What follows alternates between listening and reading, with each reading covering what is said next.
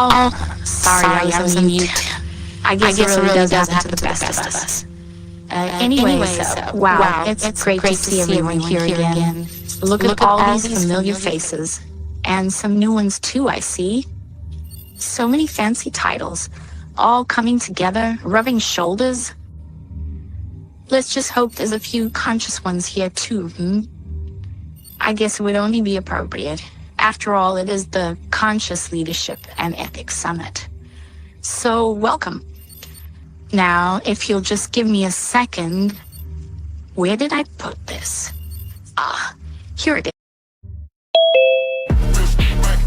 Welcome to the new world. Please remain seated. Seated. While we load your human experience. It's like you're on the surfboard right now, man. Like life is happening to you as we speak. Or are we happening to life? Oh, yeah, man.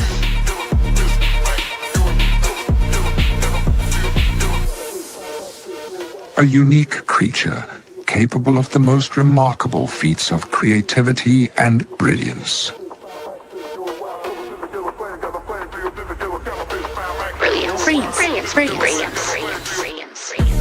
Welcome, business leaders, thought leaders, captains of industry. I hope that you've polished your fancy titles for all to see and polished your awareness for you to be able to see. For those business leaders who seek a new way of being, who seek consciousness, who seek to be a driving force to find ethics in business, authentically, with a clarion call. Are you listening, Mr. President? Welcome to the Conscious Company's Mail and Guardian Conscious Leadership and Ethics Summit 2023, in partnership with Amgen and PrimeServe. Now please welcome your program director, the CEO of IQ Business, Mr. Adam Craker. The future is now, old man.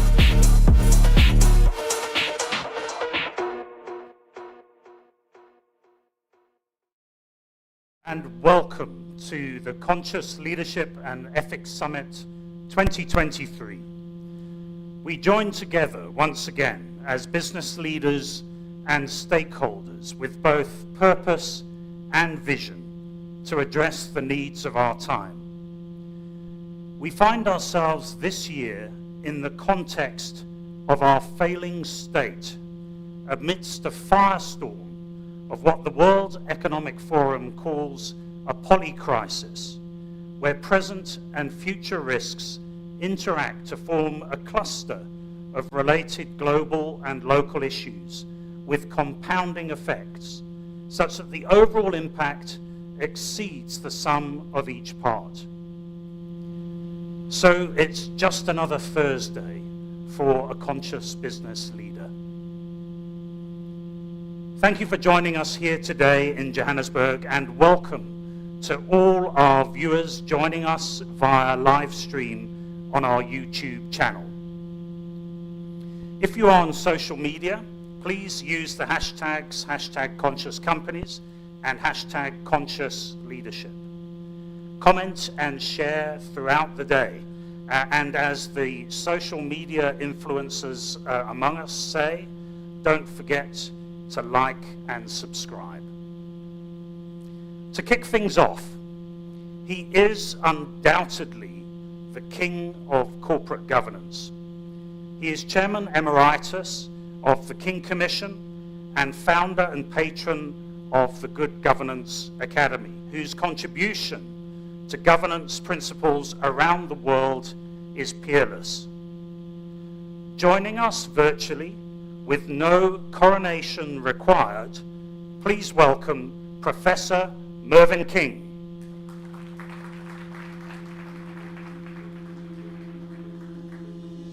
Welcome everyone to the 2023 Conscious Leadership and Ethics Summit. Consciousness is something that every leader of an organization.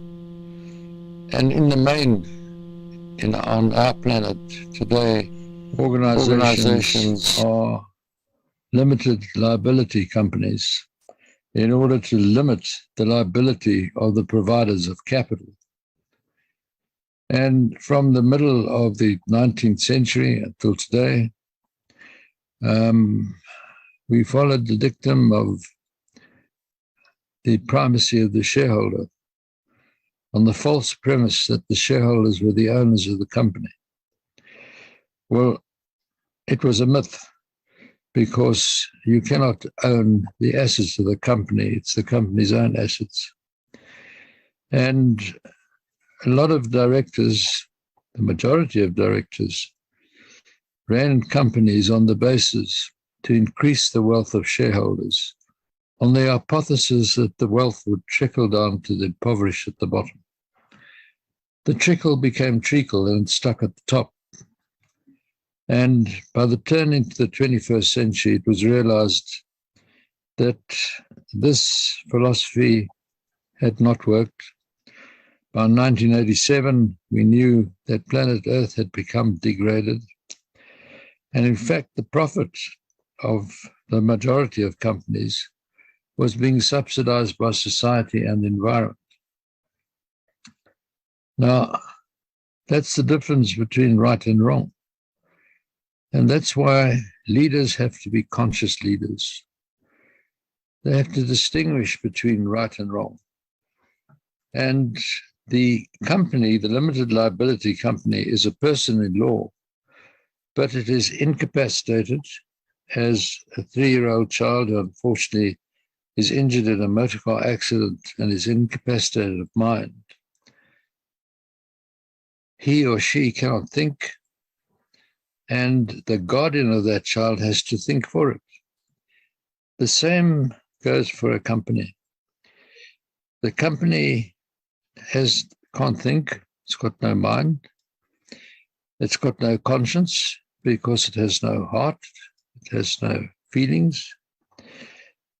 The directors of a company become the heart, mind, and conscience of that company.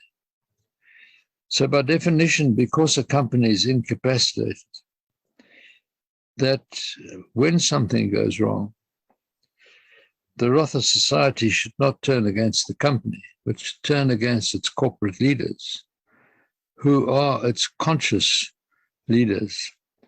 And being ethical, they know the difference between right and wrong, a conscious, ethical leader. And so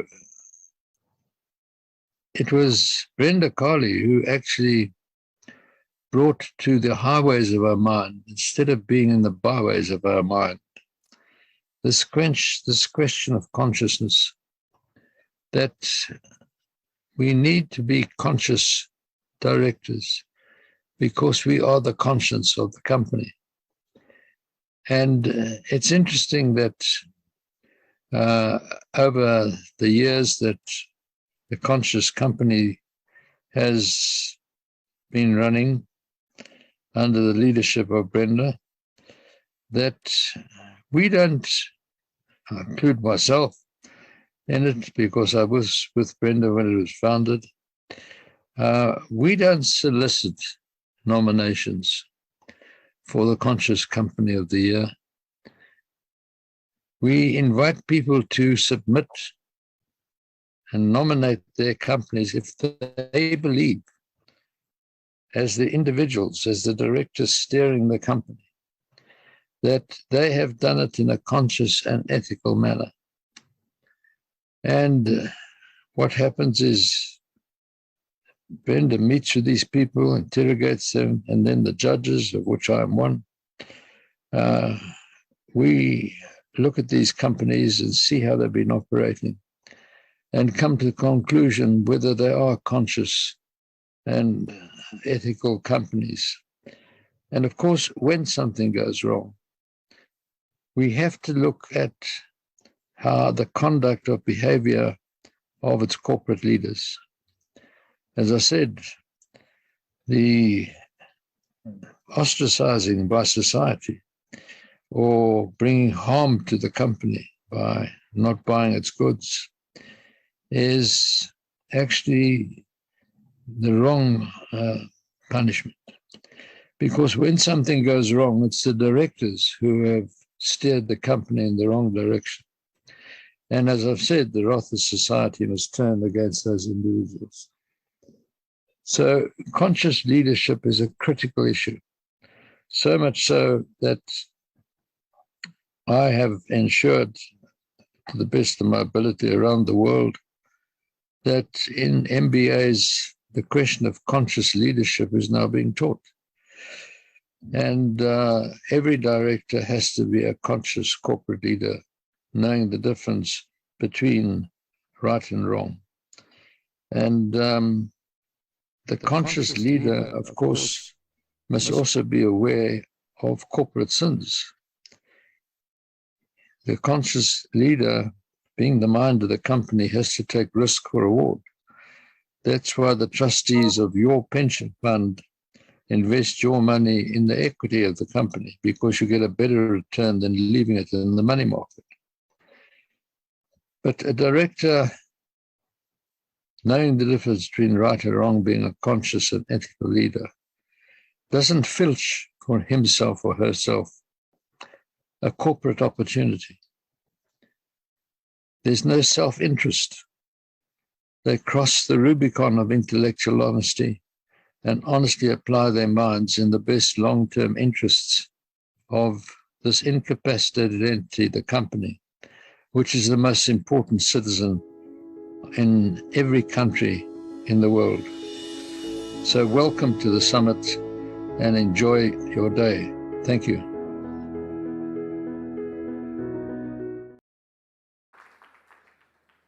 Thank you, Professor King. I'd like at this point just to draw your attention to what's in front of you on your desks today. You'll find a page entitled The President's Report. This is for you to compile your contribution as a business leader to the report that is sent through to the President of South Africa as an output of this summit. And hopefully with an understanding of the urgency for conscious ethical leadership.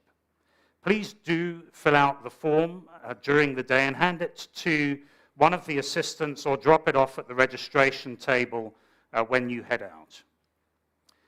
As we heard from Professor King, Brenda Carley is one of the leading voices in advocating conscious ethical leadership, and over the years has set into motion a stream of consciousness that is organically changing the landscape of the purpose and role of business and the ethos of leadership.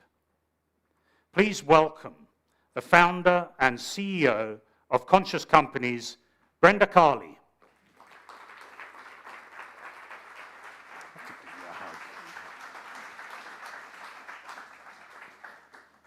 Good morning and welcome.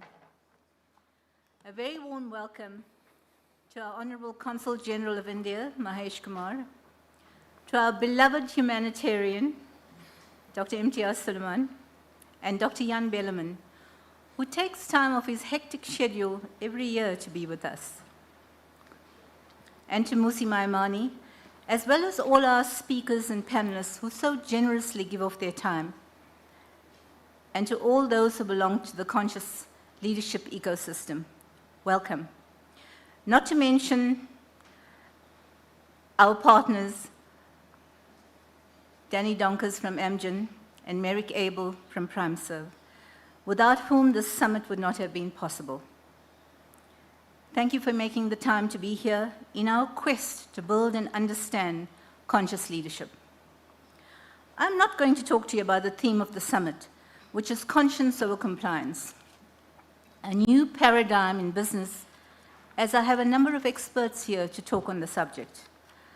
Rather, I would like to talk to you about why consciousness matters and about widening the scope of understanding of conscious ethical behavior. Against the backdrop of a failing state and a wounded nation that continues to be held captive by the grafters and fraudsters who call themselves our politicians, an inept president, the darkness of load shedding, rampant corruption, water shortages, failing infrastructure, and our economic woes has taken us to the very edge. This summit is critical to reframe our understanding of consciousness, about responsibility, about dignity, about trust, about valor, about courage, and right action. We cannot delve into conscious leadership here without the ultimate intuitive understanding of consciousness. With the explosion of the techno-embellished information, social media, and AI, how can we understand the profound aspects of truth and consciousness other than to experience it? One of the mysteries of science is to solve the complex dimension of consciousness, and thus far, scientists are none the wiser, despite ongoing theories and rational machine experiments. As science is mostly about theoretical proof points, how can we comprehend or measure that which cannot be understood other than by oneself? Over the years, the theoretical and observational physicists have gradually come to realize that consciousness is fundamental to existence. Academics explore consciousness and interpret the workings of the mind. However, they lack the underlying means to unlock the essence of consciousness. It is possible to cognitively know a great deal of a subject, yet remain untouched by what one knows. The understanding of consciousness is a subjective, individual experience that can neither be measured nor quantified, but is manifest in its actions. Trying to describe the color of a red rose to a blind man, or the taste of honey to one who has never had anything sweet, is a futile exercise, as consciousness is a lived experience. It can be a difficult concept to grasp for the leadership of both business and government, especially to understand that life is about conscience over compliance, about one life influencing another, about oneness, about humanity, about belonging, about trust, about transparency, about care, compassion, kindness, and being. That requires courage. Why? Because consciousness is an internal journey, a process that requires a deep personal awareness of oneself as a leader, as a human being, that hinges on one's credibility, trust, and vulnerability.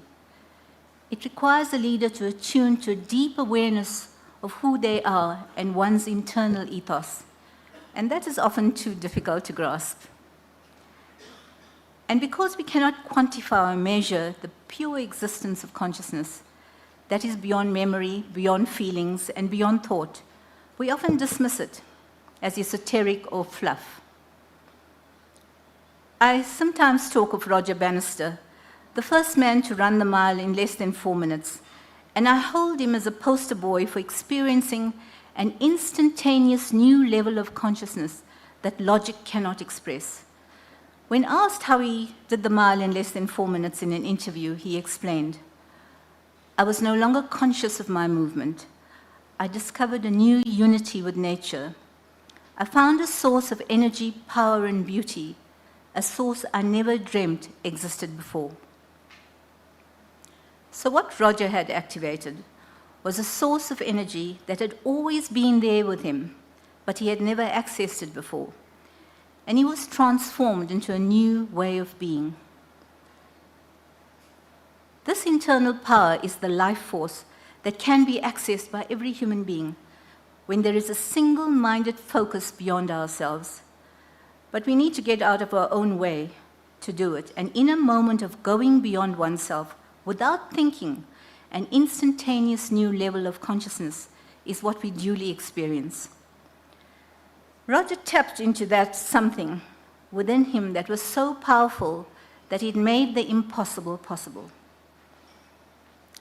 When we open ourselves enough to engage with the truth of us and get out of our own way and cleverness, we will understand that we can access this life force that can change the rhythm of our lives. And this can be done with our breath. This is the secret to consciousness and is intimately linked to breath. Most of us take so much for granted. But all we need is a willingness and an awakening of the mind to explore the forces of nature and the subtleties of energy that powers our very being. We seldom give thought to the very power that moves us, our breath. So let me give you a little exercise to demonstrate this life force. Sit up straight with your backs erect. Close your eyes. Take a deep breath in. Breathe out. Take another deep, long breath in. Then exhale all the air in your lungs. Do not inhale again. Just hold your breath and do not inhale.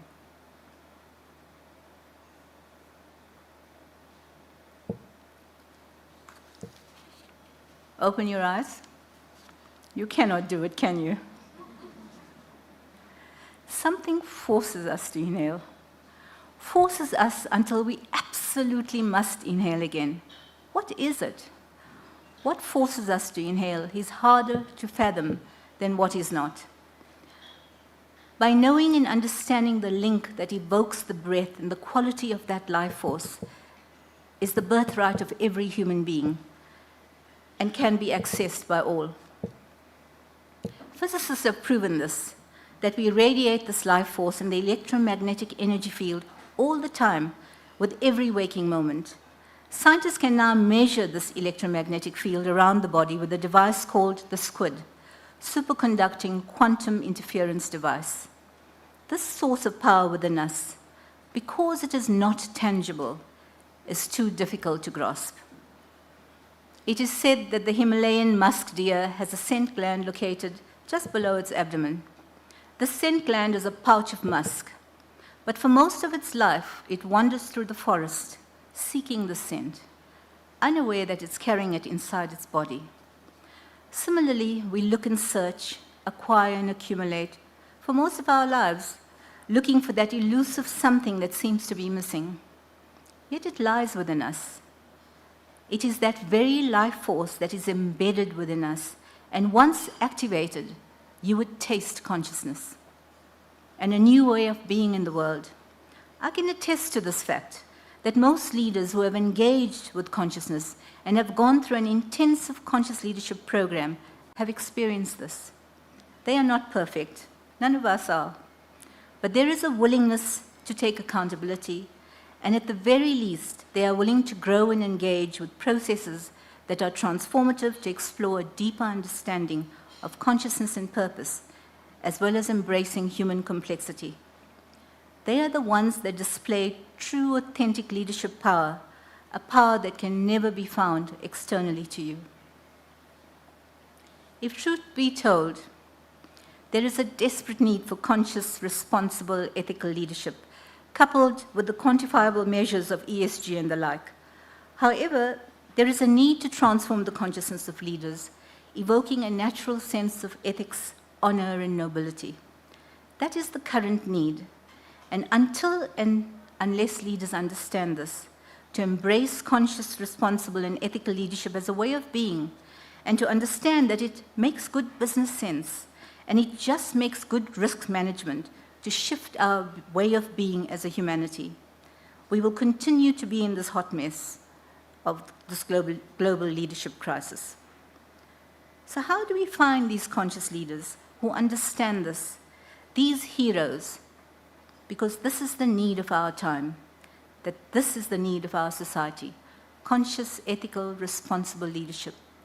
That is the need of business and government to serve both its stakeholders and humanity. So what happens when we take radical responsibility for that need? What happens? We would transform as individuals, as business, as a society, as a country, and as humanity. We would transform. Thank you all.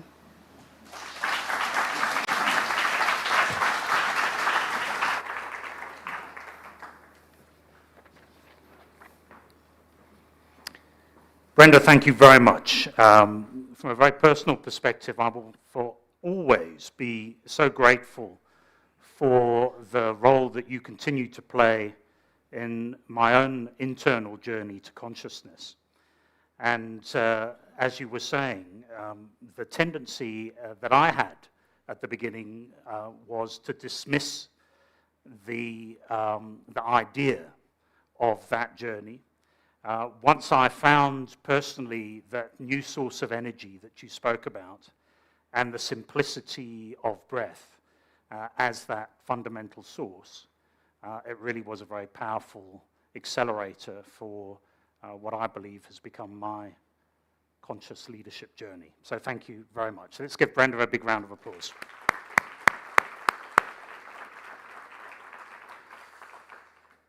Our next speaker is an iconic humanitarian. His journey began following a unique experience that sparked a transformation of consciousness more than 30 years ago. Since then, he has provided extraordinary support to millions of people from around the world in more than 44 countries after natural disasters such as earthquakes, as well as assisting people in war-torn countries in Africa and the Middle East. He was the recipient of the Conscious Company's Mail and Guardian COVID-19 Response Award in 2020, the founder of Gift of the Givers, Dr. Imtiaz Suleiman.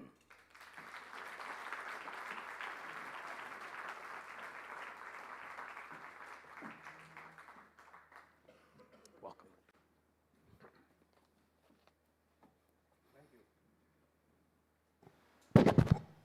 Thank you very much. Thanks for the invite, Hussein, Brenda. Thanks for the introduction. To me, it's amazing when business starts talking about conscious leadership. When your soul starts thinking, it's spiritual, it's about the soul.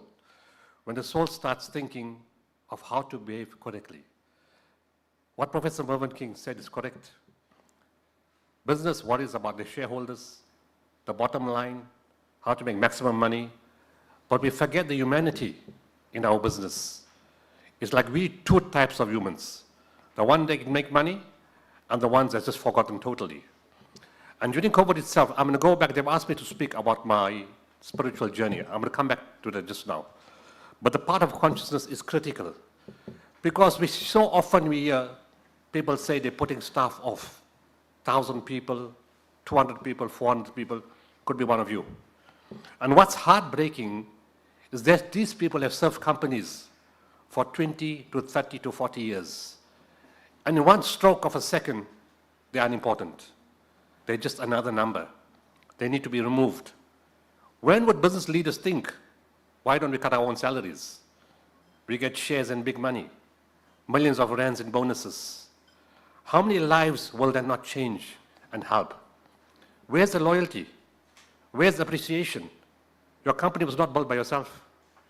It was built by those people who sweated blood and stone to make you where you are. And if you don't have that consciousness and you just cut people off overnight, we have a serious problem.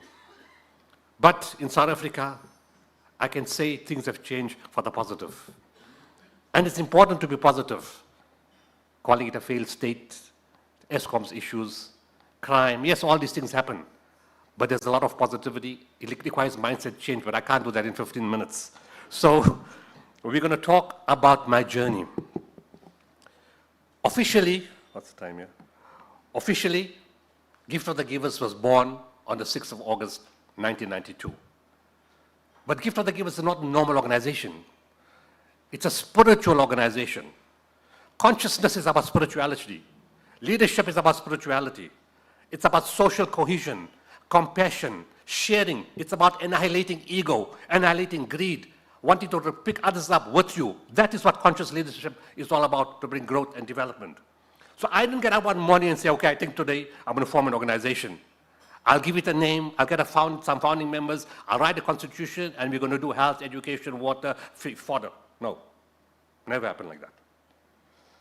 When I look at it, the official date is 6 August 1992. The spiritual date is in 1985. And what do I mean by that? You see, in 1985, I was an intern in King Edward Hospital. And I said to myself, next year, I'm going to be a medical officer. And then I'm going to be a registrar. And then I'm going to be a specialist in internal medicine. I'm going to be a consultant in medicine. Didn't happen like that. Guy was not clever enough. There was no post. There were no posts, so I couldn't study further. I had two choices, much like the entire South Africa has right now. One is we can do cartwheels, sit in a corner, cry, mope, moan, oh, the lights are not going on, it's 12 hours, it's stage 8, crimes everywhere. We can do that, or we can take it head on and make use of what we have. So I decided to go into GP practice, which I didn't want to do, even when I did it for 8 years. I didn't want to do it, but it's an alternative to carry on living. I had to make a change and go into something different. We have a teaching. We don't pray for what we want. We pray for what is good for us. Because what you want may not necessarily be good for you. So in January 1986, I moved to Peter Marais to start private practice. The same week I get to Marais, the effect of spirituality is now coming. An Afrikaner guy from Pretoria moved from America and comes to Peter Marais. He came to teach French, the first Afrikaner guy I know that teaches French, in the University of KwaZulu-Natal. My neighbor comes to me, he's a butcher. He said, I got this guy, he bought meat from me, he needs a doctor. So Mullah and I meet, and we engage patient-doctor relationship. And one day he tells me, I need to share a story with you. That story is very similar to the state of South Africans again. He said, I was walking through the streets of New York, and I was feeling down, depressed, dejected. My soul felt empty. I had no purpose in life. I didn't know what to do. Out of the corner of my eye, I saw a man, a heavy-set man, looking at me at the distance. I looked at the man. I don't know who this man is. But my heart tells me to follow that man. We have another teaching. When in doubt, when uncertain, listen to the heart, not the head. So he follows the man. And the man walks into St. John the Divine, a huge church in New York. When he gets there, he realizes the man is a Muslim, a Turkish Sufi master, a master of Sufism and spirituality. And the man walks into the church.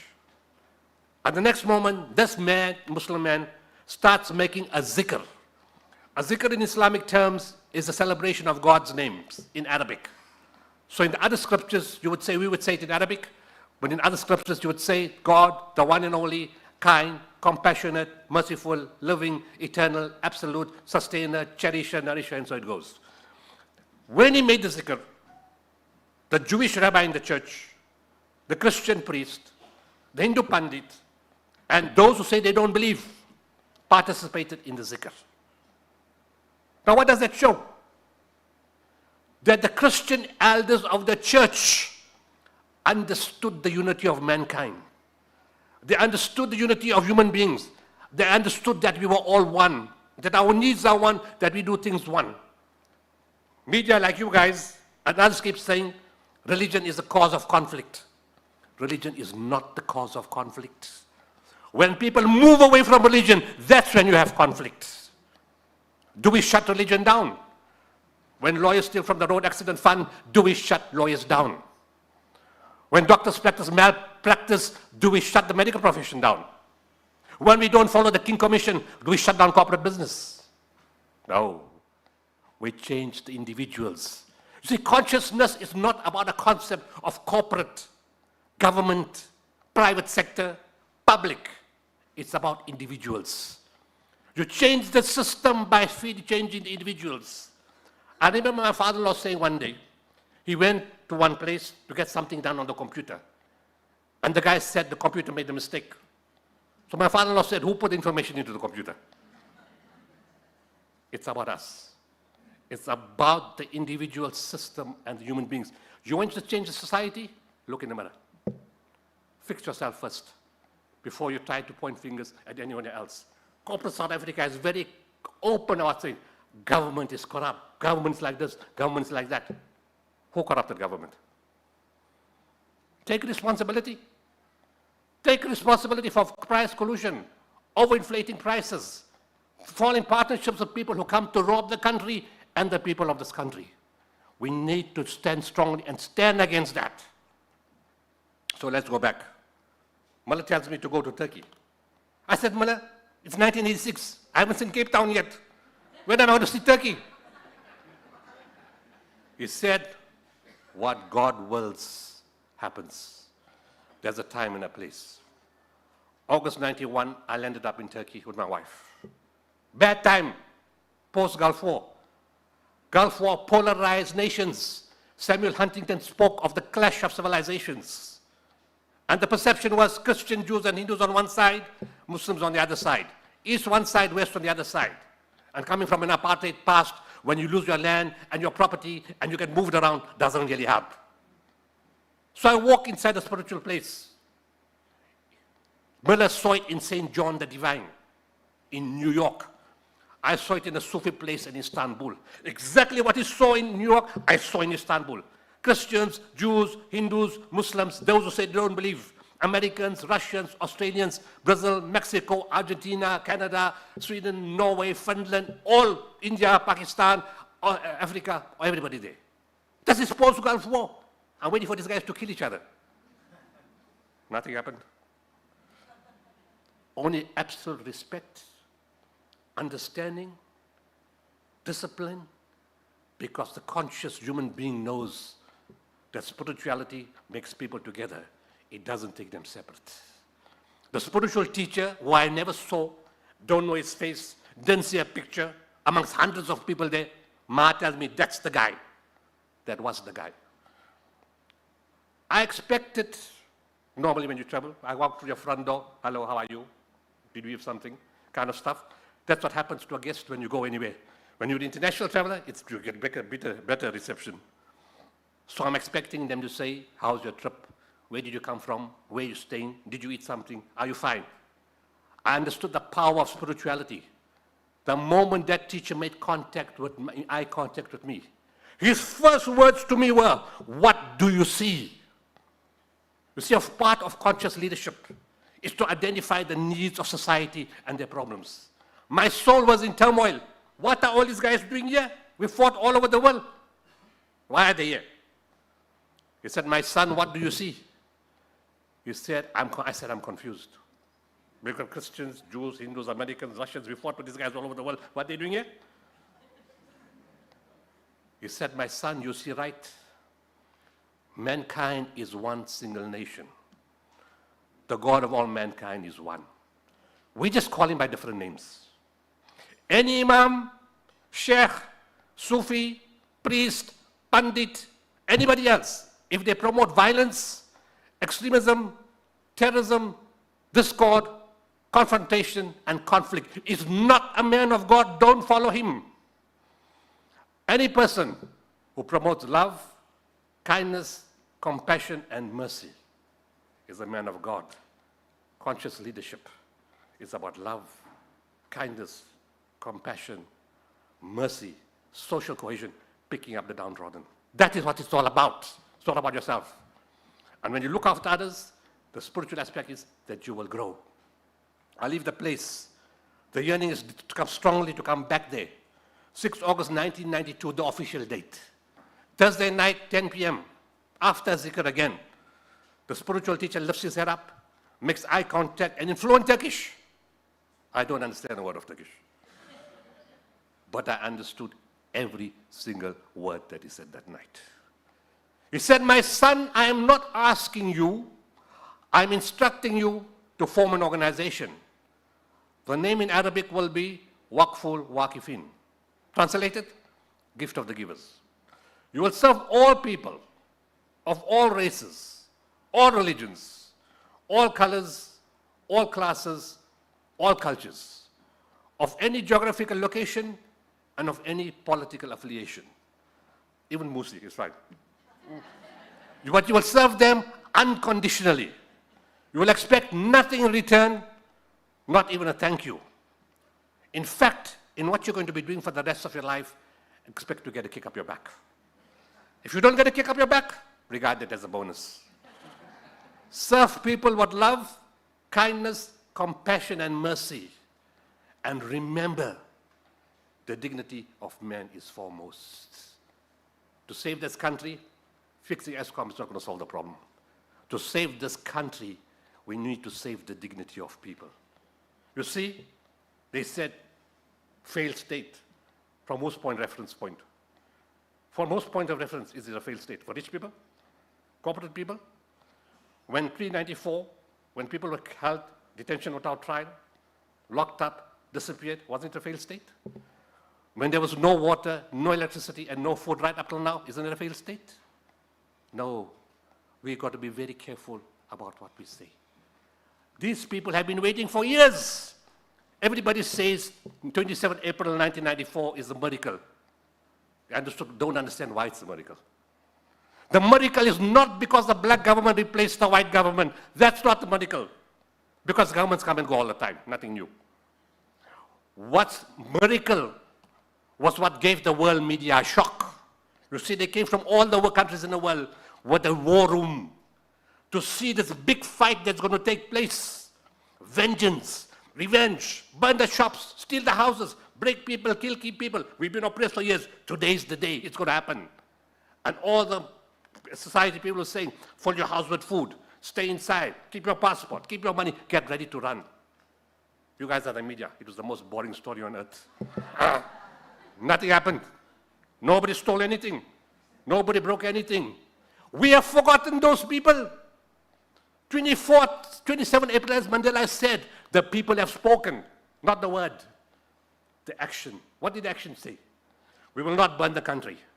We will not have vengeance. We will not have revenge. We will be inclusive. In 1995, we'll wear the Bok jersey. We will put the national anthem, an anthem of oppression, inside the Constitution Kilela. We will do this together because we want to engage and bring together. As corporate South Africa, do we want to bring together? Do we want to serve people with dignity and bring and lift them up?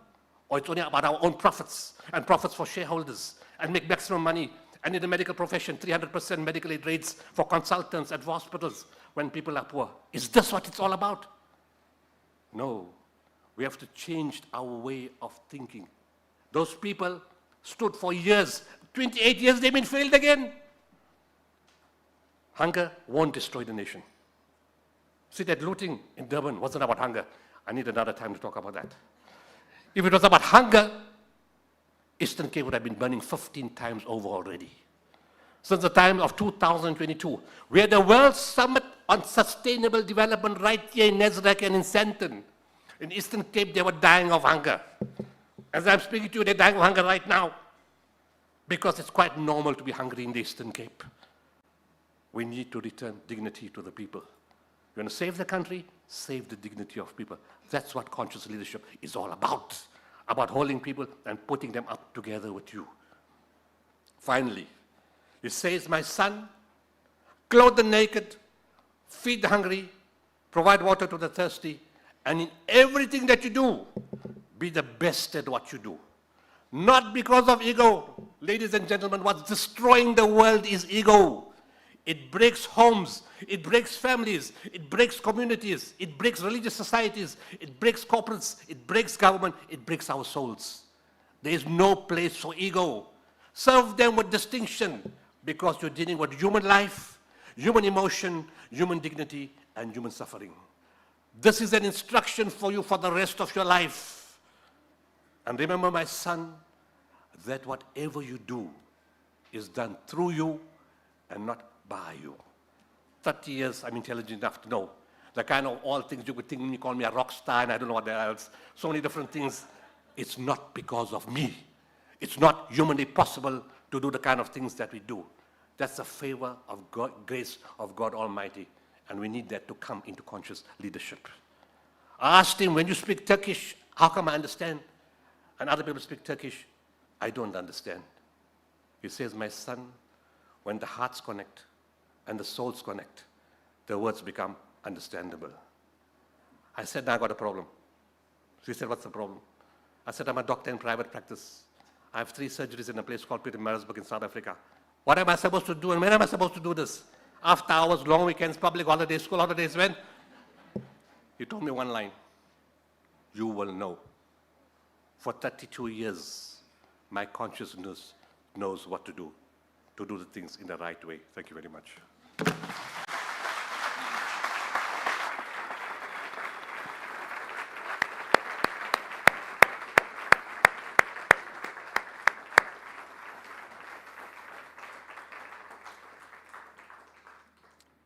Dr. Suleiman, thank you so much for sharing your path to consciousness and being such an inspiration today. I couldn't help but notice as I was looking at you from behind that on the back of your shirt it says that best among people are those who benefit mankind. And if that's not a call to arms or an inspiration to each of us to step forward, and as you said, if you want to fix the country, look in the mirror first and fix yourself first. So once again, let's give Dr. Suleiman a big round of applause. Thank you.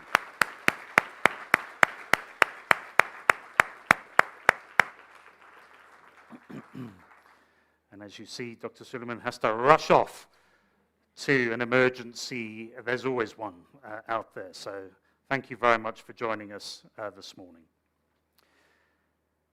In 2017, IQ Business was first nominated for the Conscious Companies Awards, and subsequently in 2018 was recognized as the winner in that year. At that point, I didn't realize that an alternate career for myself as the program director for the Conscious Leadership and Summit Awards would open up, but I'm very grateful to Brenda for the opportunity. I also find it incredible how far we have come as an enterprise over the past 5 years and the progress that we've made as a conscious company. And the reason I keep saying yes to Brenda, and IQ Business says yes to Brenda, is that we have so much more to learn on our journey and to gain from those that we meet along the way. One of the conscious business leaders that I have gotten to know through the Conscious Companies Network is Pepe Marais. There is no better business leader in South Africa that understands, articulates, and demonstrates purpose in business than Pepe. I personally consider Pepe to be the godfather of purpose in South Africa. Pepe is a published author and recipient of the Conscious Companies Awards in 2018. His definition of success is to create an environment of harmony and joy where the focus is on the well-being of people, helping them grow to achieve the highest levels of self-worth, honesty, and excellence by nurturing ideas, dreams, and trust. Or as I have heard him state quite simply, it's all about growing greatness. He is the Chief Creative Officer of the leading South African brand and communications group, Joe Public. Please welcome Pepe Marais.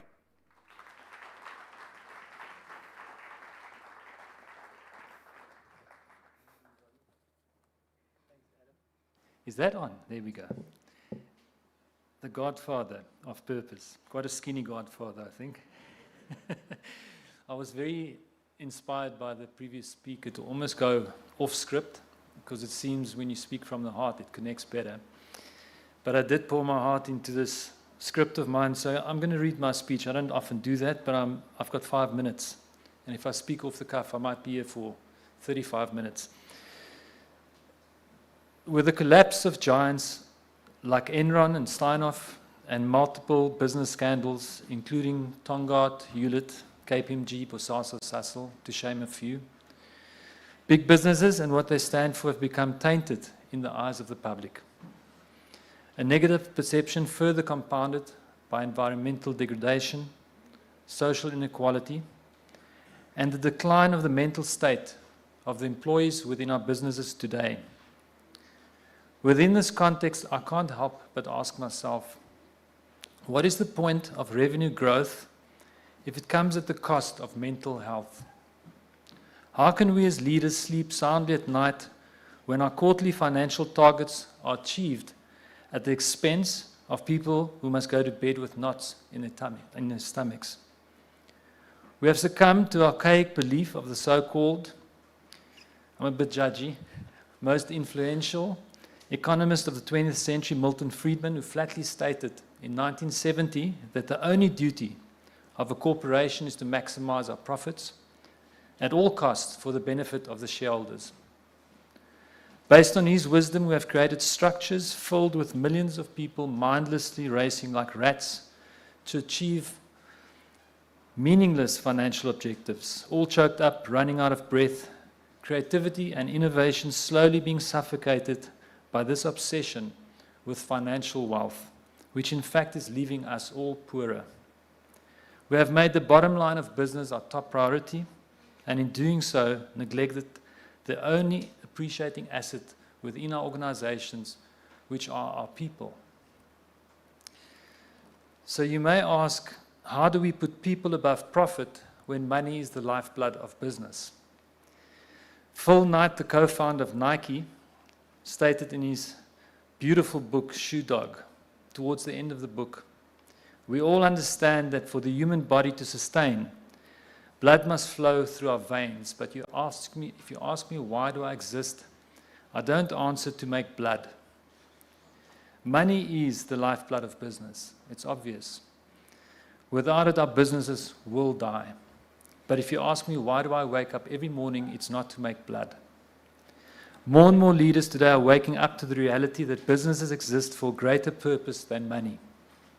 And although this pool of leaders remains small, the benefits of this new age purposeful approach is big. By putting purpose beyond profit at the heart of your business strategy, you will empower your organization to face the myriad of challenges opposed upon it within a volatile, uncertain, complex, and ambiguous world. Because purpose is the anti-serum against mediocrity. In a society where average performance is threatening a more devastating impact on our economy than COVID-19. Purpose inspires the creativity and innovation that is needed to rapidly adapt and be more flexible in a world where the only constant is change. Purpose will give your business the ability to attract and retain the superiority talent within your industry, because people buy into what you believe in and not what you are selling. Purpose will do all of this while quietly delivering financial abundance, just because you chose not to wake up to make blood. But here's the catch. It's not as simple as just putting purpose at the core of your business, which we often do, and have a beautiful statement and expect everything to fall magically into place. I recently read that John Mackey, who's the prolific founder and CEO of Whole Foods in America, and also advocate for conscious capitalism, stated that a business can only ever be as conscious as its leader or leaders. Meaning that before you can become a conscious company, you must become a conscious leader first. Before you can become a purpose-driven organization, you must uncover your own purpose first. Most leaders only operate from the human side, the what's in it for me side. But far, far more than being human, we are human beings. We are in it for something far greater, far less selfish than the self. And it's my deepest belief that just like a bricks and mortar business has been given a human name by its founders, at birth, the inner being of each business has its own unique name. And just like each flesh and blood human is given a name shortly after birth, the inner being of each business leader has a very unique name. One word at the core of each of our souls that defines our greater reason for being on this planet.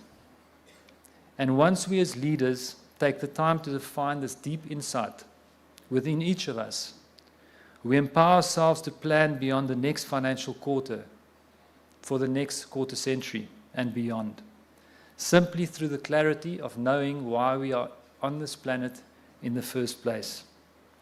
Before we can comprehend the profound power of putting purpose at the core of our organizations, we must define the strategy for our lives first. The Conscious Companies platform which also includes the annual Conscious Companies Awards, seeks to put a spotlight on this new way of leading organizations and its leaders.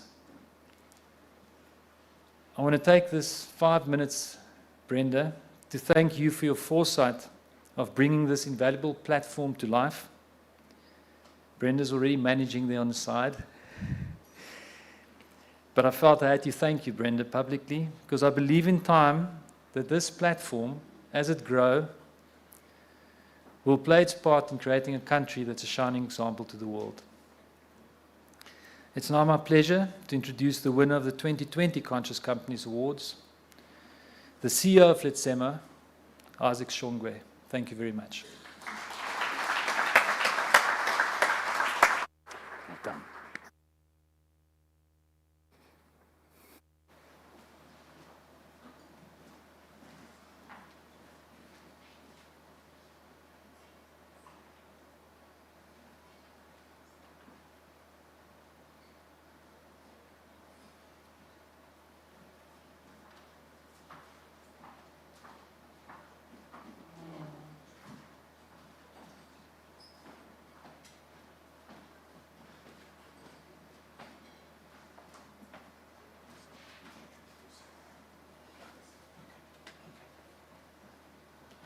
We're going to have a quick change in terms of our running order here.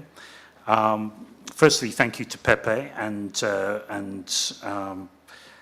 the emphasis that you place on purpose versus profit really is, I believe, an inspiration for many businesses, and businesses should really step up to that.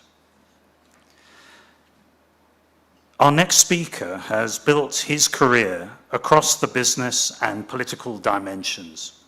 He is the former leader of the opposition in the Republic of South Africa and now describes himself as the husband to one, father to three, and leader of Build One South Africa, the new and rapidly growing political party. Please welcome Musi Maimane.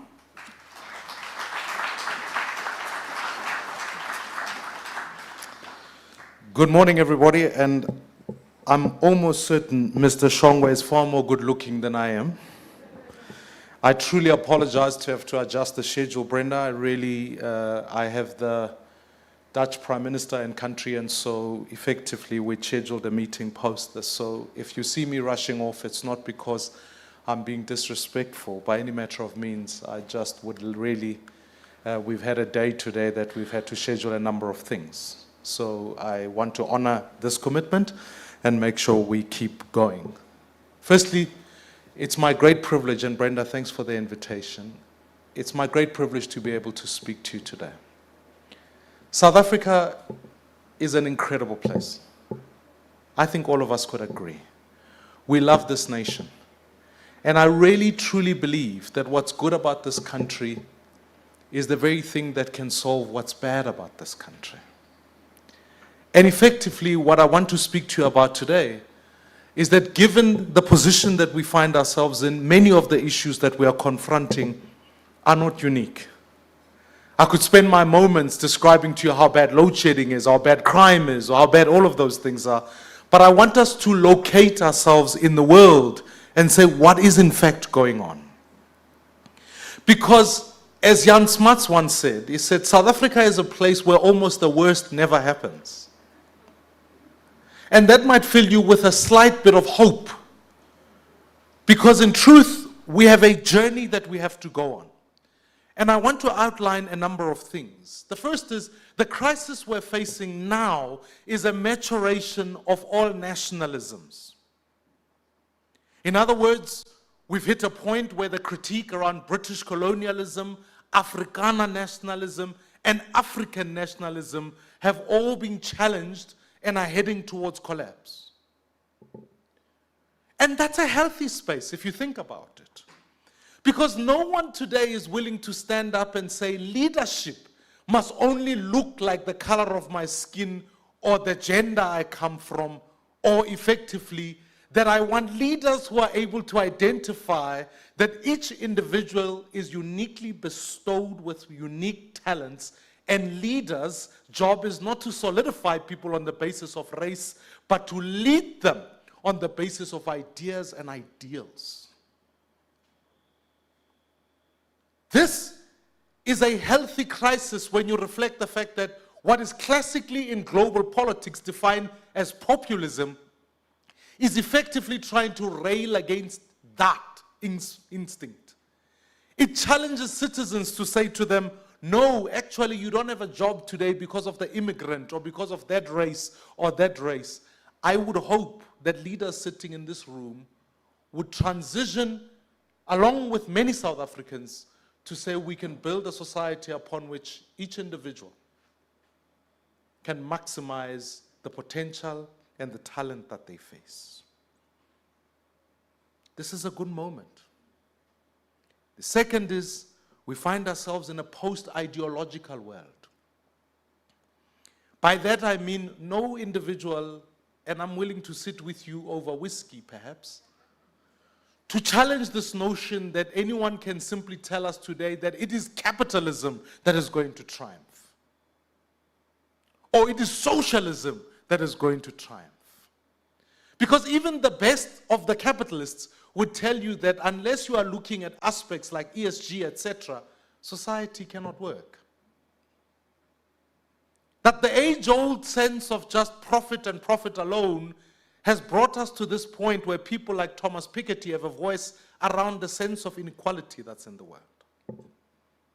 There's another school of thought that says another form of nationalism has occurred in that socialism will be the solution, and naturally people say, well, let's look at countries like Venezuela, etc.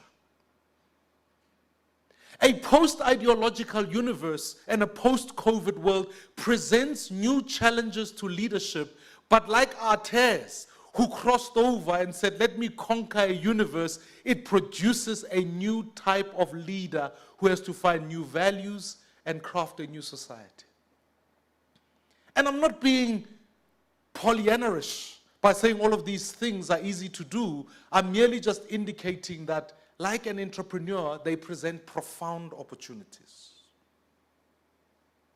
Thirdly, we are in geopolitical reorientation.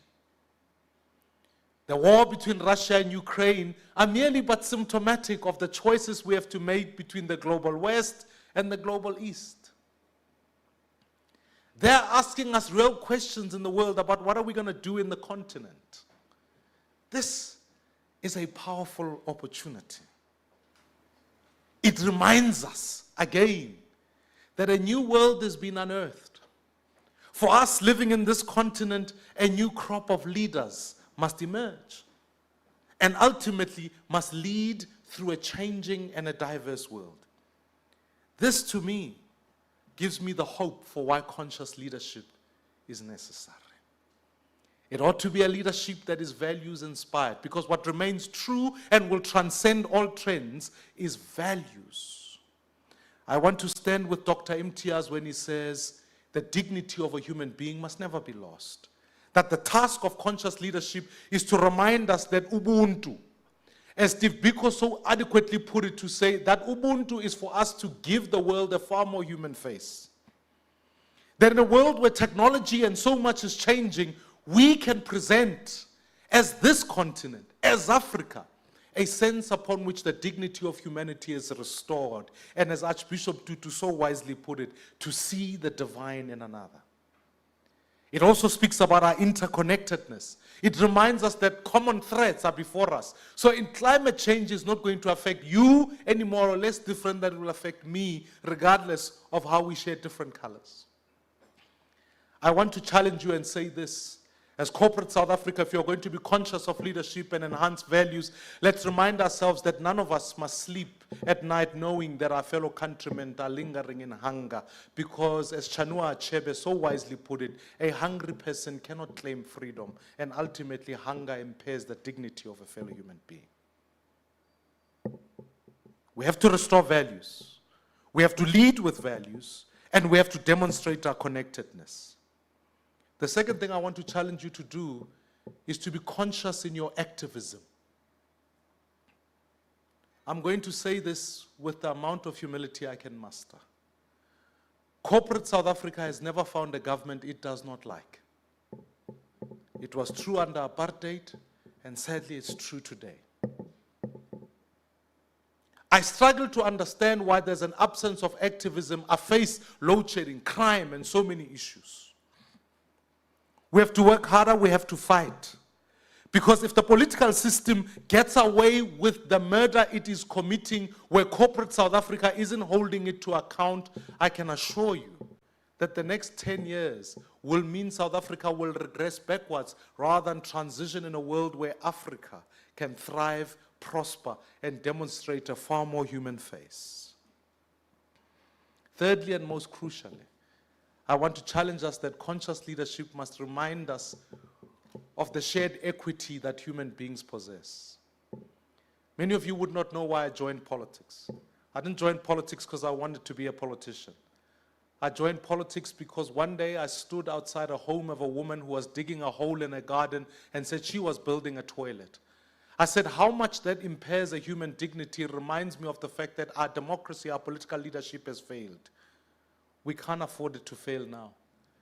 Too many of our people are hungry. And yet I see boasting and in listings that say this CEO has earned that much, that CEO has earned that much. Where is the consciousness that reminds us that actually people can contribute, can build a society where all human dignity is preserved? We have to take action. We have to be activists in that sense. I long for the day where, as corporate South Africa, you will stand up, not only call out politicians for the wrongdoings that they are doing, but be advocates for the sense that in communities and cities, you can be at the forefront of the fight. You might say, but we pay our taxes. Values move beyond taxes. They remind us of the type of leadership that when people come into your places of work, they can feel an activism to build this nation. I also want to thank you for keeping people employed in a time that was tough. I close with this idea. Societies change.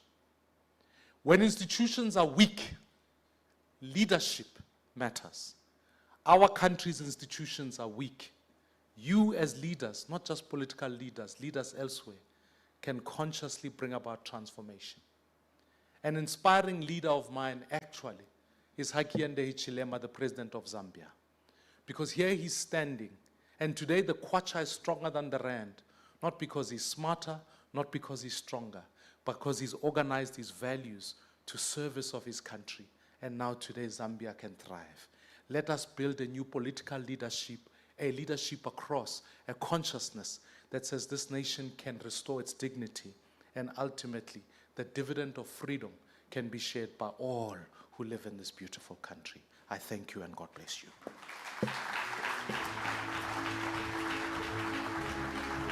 Thanks so much.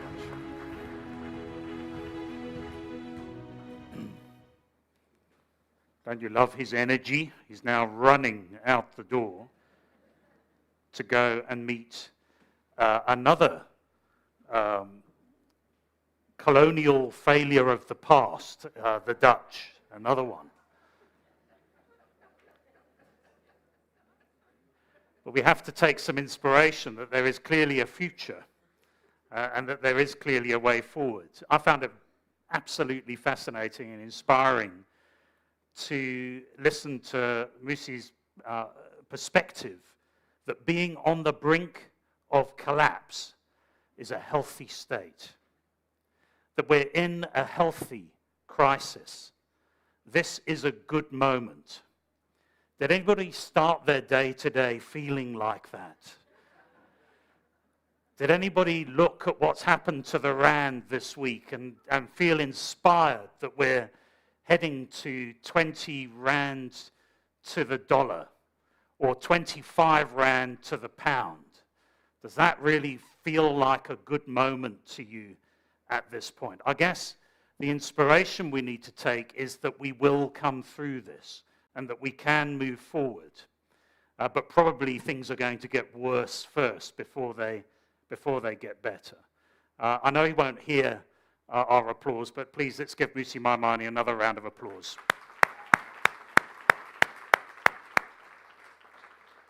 One of the other things that I was particularly inspired by is Musi's perspective that consciousness has to involve activism. And I would question any CEO in South Africa that doesn't believe that they need to be an activist. I think it's absolutely critical in their role. And one such leader is Isaac Shongwe, a fellow Conscious Leadership Award winner. And I'd like to welcome Isaac onto the stage. And as he comes onto the stage, as a reminder to both of us, we're overdue a meeting, Isaac. We need to meet. So please welcome Isaac Shongwe.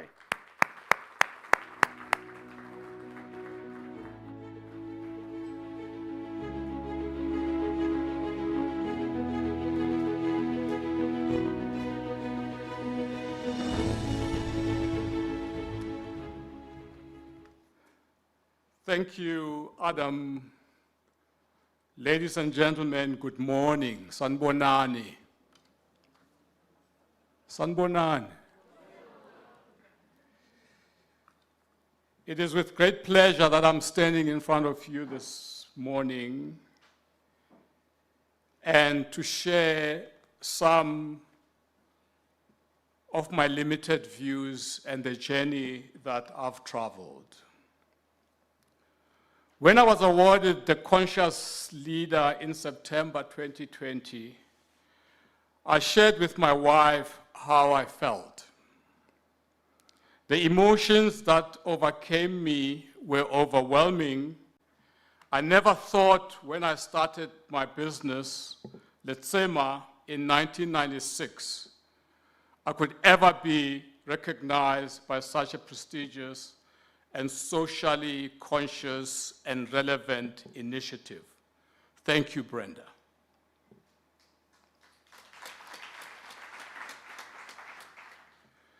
When I started Letsema, it was out of a conviction that business can be a catalyst for social change. I reasoned that business will always need society to flourish. South Africa needs its citizens to be healthy and gainfully employed in order to flourish. The belief has served me well over the last 25 to 30 years. During the time of the award, the world had been in lockdown for nearly 6 months. Our President, Cyril Ramaphosa, has declared a state of disaster, and we had gone into total lockdown in March of that year. When I reflected on the months during the total lockdown, I came to a realization that something extraordinary happened in our country and across the globe at that time. There was a sense of solidarity against a common enemy. Humankind came to the realization that regardless of one's station in life, they were not immune from the pandemic. It takes a sneeze from someone standing close to you to become infected by the COVID-19 virus.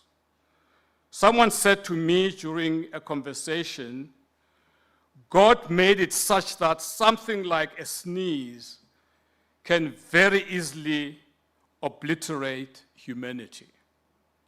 A lesson to us is how fragile life is. The great thing to come out of COVID-19 is the solidarity that emerged in all of us at the time. In South Africa, the Solidarity Fund was born, where business came together, joined hands with government to address challenges faced by vulnerable communities, successfully raising over 3.5 billion rand for this cause. During the height of the pandemic, the Solidarity Fund managed to provide food parcels to 280,000 households and 52,000 pieces of critical healthcare equipment were delivered to hotspots provinces. There was a sense of partnership and engagement we had not seen for years, since 1994, when we celebrated the demise of the apartheid system and ushered in our rainbow nation. This was a tangible example of how business can be a force for good if we put our minds to it. The trust deficit gap between business and government started to close at the time, making all of us in business hopeful about the future of our country. The rush of the scientific community worldwide to develop vaccine to combat the common enemy was unprecedented. We now have a chance to be vaccinated thanks to the scientific community delivery of vaccination in record time at the time. This was hopeful. One was feeling a sense that as humanity, for a change, having learned from what COVID taught us, we could actually come together. Having said that, I'm standing here today with a heavy heart. The hope I felt back then has disappeared. I feel sad for our country, our continent, and the planet we live in. Wherever one looks these days as a human race, society is generally engulfed in pain. It is unbearable. The levels of poverty and inequality was firmly exposed during the COVID lockdown. We're still experiencing that pain as the unemployment rates keep on rising in our country. We were all aware of the inequalities before COVID, but it was brought to bear directly as we saw the pain most of our fellow human beings suffered due to hunger. Since then, this situation has worsened. In July 2021, the riots in Durban and Johannesburg left hundreds of people dead and many more homeless. Globally, the vaccines which demonstrated the power of human ingenuity have come to demonstrate how divided the world is, with vaccine distribution dramatically favoring the rich countries, leaving the poor ones to wait. Women's rights are under threat in so many forms around the world. The gender-based violence is rising. The rights of women continue to be threatened. We are seeing record heat waves, floods, and fires, but the leaders of the world cannot manage to produce a response. The war in Ukraine has drastically decimated many economies around the world. As a country and as a society, we desperately need hope and leadership. That hope, ladies and gentlemen, is not going to come from the government. In South Africa, we have seen enough to know that government has failed our people at this point in time, and hope can only come from the business, from our ordinary citizens. As I conclude, I would like to pose a challenge for all of us who are here today. There is no doubt in my mind that we are a community of conscious leaders, and that's what has brought us here today. We care deeply about the state of our world, and we care for our fellow human beings, despite our collective efforts to be a force of good in our societies. We are all in a sinking ship. We need to apply our minds to what we can do differently to save our planet and our species. As I conclude, I want to welcome an awardee and part of the ecosystem. I would like to call upon last year's winner of the Conscious Companies Award, the country director of Amgen, Duncas. I thank you.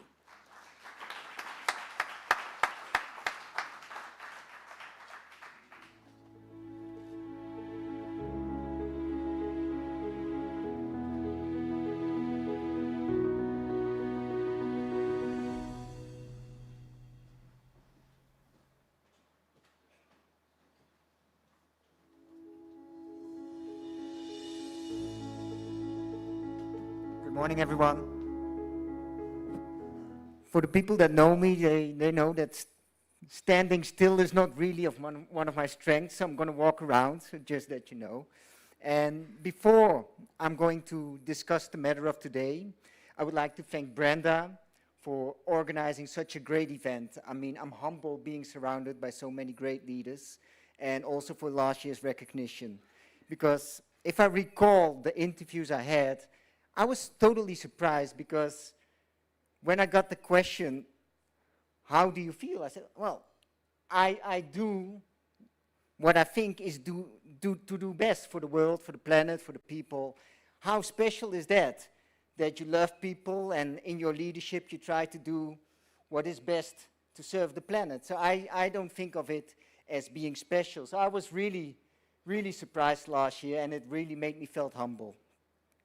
One of those questions that were asked is, how do you practice your conscious leadership in your work? And I said, you know, every day when you wake up, I wake up with the idea that today I can make it a little bit better than it was yesterday.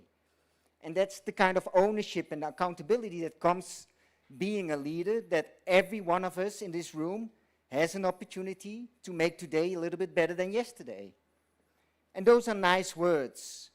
And when you have backwind, it's easy to practice that kind of leadership. And the same for companies that have these great mission statements, ESG initiatives. But those who run a business know that sooner or later, all of us are going to face headwind. And today, there's a lot of headwind. There's inflation, there's a recession, there is costs that have increased for manufacturing and logistics. It's tough times running a business these days. And the way I look at it is, that's the kind of the pressure test for you as a leader and for you as a company, how you deal with that kind of headwind. Those words that are so great when you have backwind, do they still hold when you have to make tough choices? Choices that impact people. And I mean, I look up to so many great companies and leaders, and so often they disappoint me. Because what happens, what's the first thing they do when they face headwind? They cut jobs. So all those words about how important those people are for running the business, being successful, it doesn't mean anything when there is a headwind, because they go for the easy way, cutting jobs. And I'm going to take you back to December, the day before Christmas, when I received my savings targets. And I can tell you, they didn't look pretty, not at all. I looked at that org chart, and I knew those numbers mean I would have retrenched the majority of my staff. So I took the Christmas break to think about that. And what I did, I was grabbing a pen and a piece of paper, and I wrote down what are the principles, how I practice my leadership, and what are my guiding principles. And it's very easy, there were two. It's serving my people and serving the patients. That's it. So I took the time in this Christmas break to think about how can I find a solution that is actually meeting those two principles that I have in the way I lead a business. And I came up with an idea. And that idea was going into a partnership model with another company. Not ideal, but not so many options. So I called the CEO of that other company, and I said, you know, I have a proposal. I'm willing to go into a partnership for all of our products in the country and in the region, but there is one thing, and it's non-negotiable. I want you to take care of our people. He thought about it. He called me back 2 days later, said, Danny, we have a deal. We're going to take over all your products, and we're going to take care of your people. There will be no retrenchments.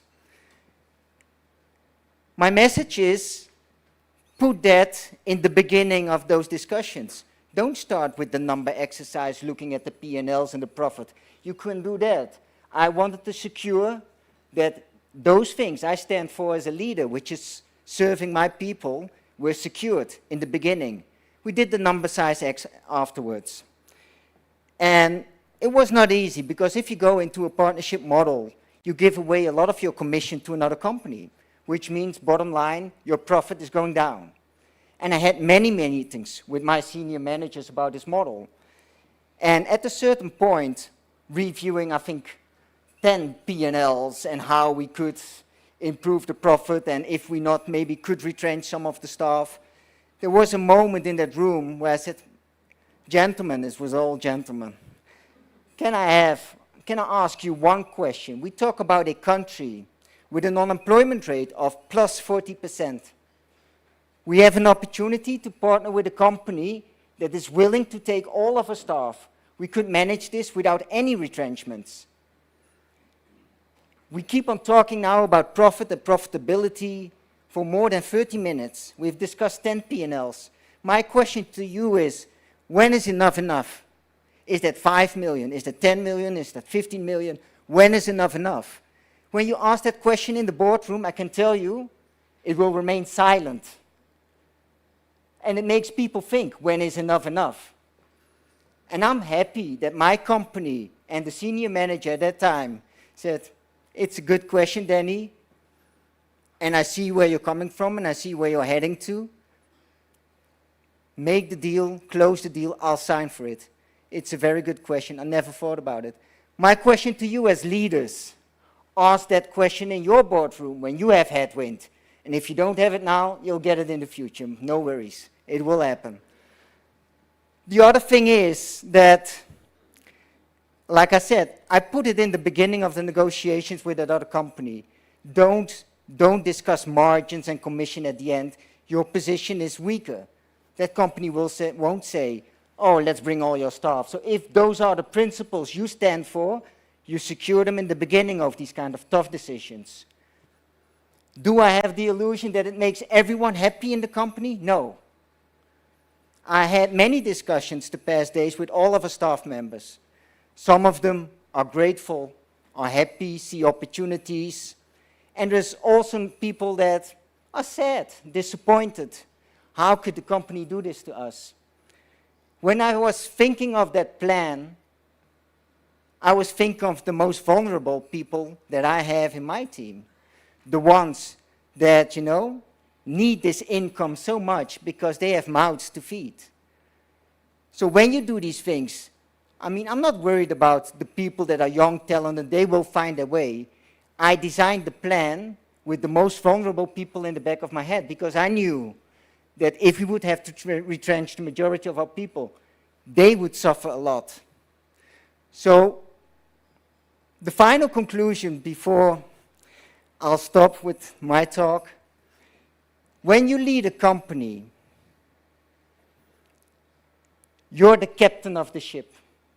And the captain of a ship leaves the ship as the very, very last person, not the first. You secure your passengers first. When everyone is safe, you leave that ship. Which means when I designed the plan, I was more or less making myself redundant. So at this moment, I don't know how my future is going to look like. Is that a bad thing? Not at all. Because for me, that is, let's say, the pressure test. Are you a true leader or not? Are you willing to give up your own job to secure all the other jobs? And that is what leadership is about. So for me, this is as logical as is. But ask yourself that question. Are you a leader that is willing to give up your own job to secure all those other jobs? Having said that, these are my last months already in South Africa. I had to wait for 7 months to get my visa. I won't go into the detail of that. But yeah, in a couple of months, I will leave the country. I will hand over my people. I'm proud in a way that I could secure all those jobs. I don't know what's going to happen to me. The thing that I want to say, it was a privilege serving South Africa from day one. It's such a beautiful country. I've never met so many fantastic people. I'm really, really honored that I was able to serve your country. And the learning that I got, this country needs a lot of conscious leaders. And my call to action for you is, ask yourself the question, are you sitting down or are you picking up the glove and change the country for the better? I hope you do the last, and I hope some of the things I just said resonate and might be a source of inspiration. Thank you.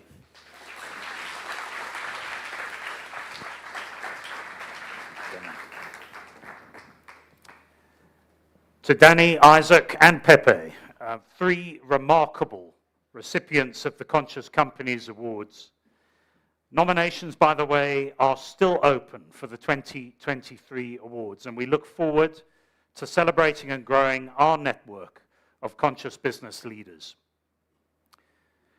It is certainly easier to walk this journey of life in the company of others, sharing a common vision with those that stand by you when the going gets tough, and being able, of course, to stand by them.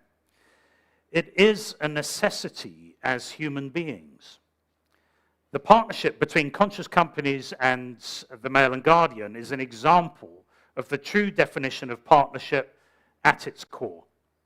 Our next speaker is the CEO of Mail and Guardian, who continues to drive the Mail and Guardian's agenda of integrity and authentic reportage in the media. Please welcome Hussein Karjika.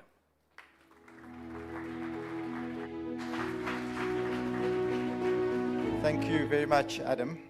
I guess it's never going to be easy to speak after someone like Dr. Suleiman, who used the words boring and media at least 3 times in the same sentence. But we will try. So for us at the Mail and Guardian, it has been an honor to be here today, partnering with an organization like Conscious Companies, dedicated to conscious business practices and ethical behavior. So I've got to thank Brenda for that. Please, let's give her a round of applause. So this morning I thought I'd just shed some light on a topic that is of utmost importance in today's world of news. And this relates to ethical behavior, truth and honesty within our media sector, and the extent to which it resonates with the summit's objectives. So in an era where information is readily accessible and where the media plays a crucial role in shaping public opinion, the responsibility of the media sector cannot be understated. Ethical behavior, truth, and honesty are the pillars upon which a credible and trustworthy media industry is built. As consumers of news and information, we rely on the media to provide us with accurate and unbiased reporting, to hold those in power accountable, and to reflect the diverse voices of our country. However, it is disheartening to witness the erosion of ethical standards and the spread of misinformation that plagues the media landscape today. And social media has provided simple channels of distribution and fake news proliferation. Sensationalism, bias, and the pursuit of profit have at times overshadowed the fundamental principles of ethical journalism. We see numerous examples of those both here and abroad. I mean, we are still waiting to see the pictures of those decuplets who ought to be about 2 years old by now, right? So for us leading, and dare I say it, for us as a leading, and dare I say it, vocal media player, it is so important to address these challenges head on and strive for a media sector that upholds truth, honesty, and ethical behavior. The Mail and Guardian was recently accorded the top-tier rating of the most trusted weekly newspaper by Media Tenor, and this was reinforced even more recently by a study undertaken by the Reuters Institute.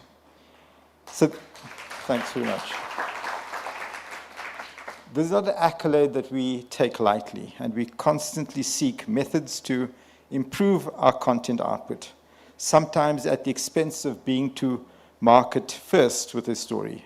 I mean, we'd rather delve deeper to cross-check than run the story for fear of being scooped by the Sunday reads.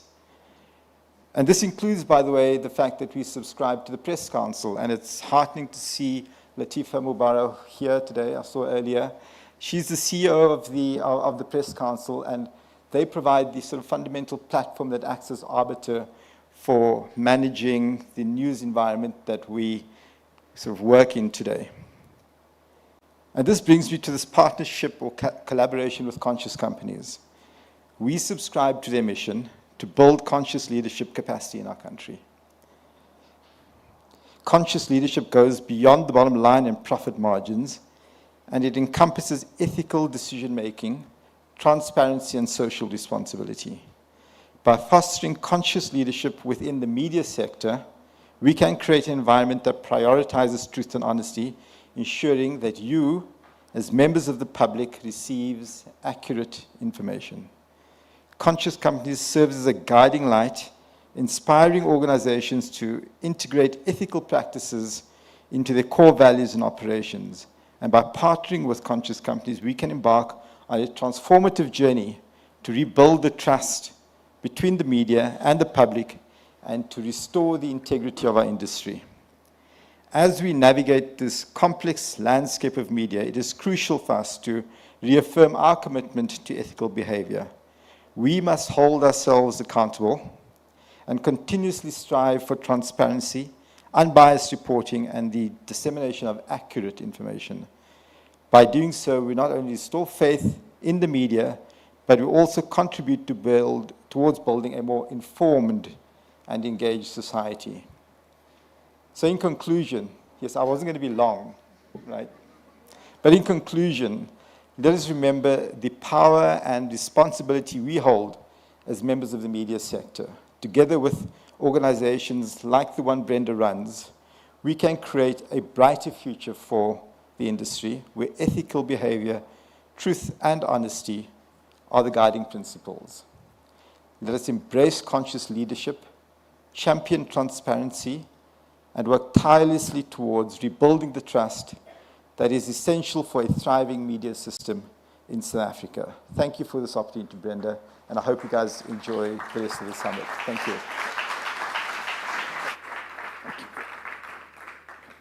Hussein, thank you to you and to the Mail and Guardian for the critical role that you play. It really is greatly appreciated. We're now joined virtually by Sri Pataji, a transformational leader and one of the co-founders of the Ekam World Center for Enlightenment.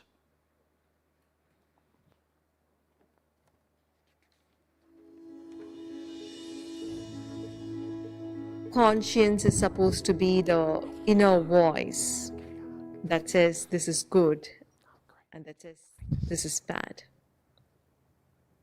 And it stops you from doing what is bad. It is built on values you have imbued into you. Today I want to talk to you about a greater force, a force greater than conscience. It is consciousness. So what is consciousness? In its simplest definition, consciousness is your sense of self.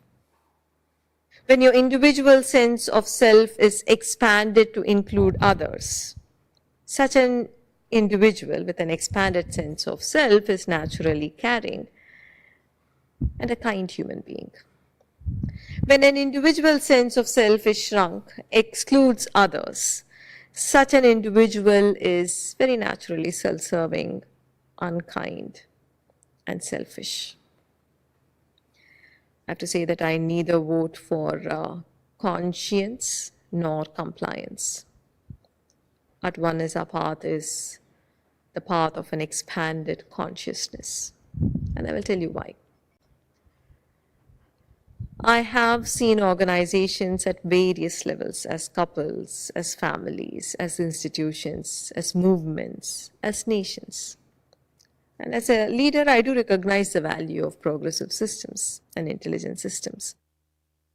But no matter what kind of systems you create or what kind of rules you enforce, so long as your consciousness of the individuals that constitutes the system does not transform, when the individual's consciousness who make up the system, that does not transform, or that does not go beyond self-centricity to oneness, the system can never attain to its vision.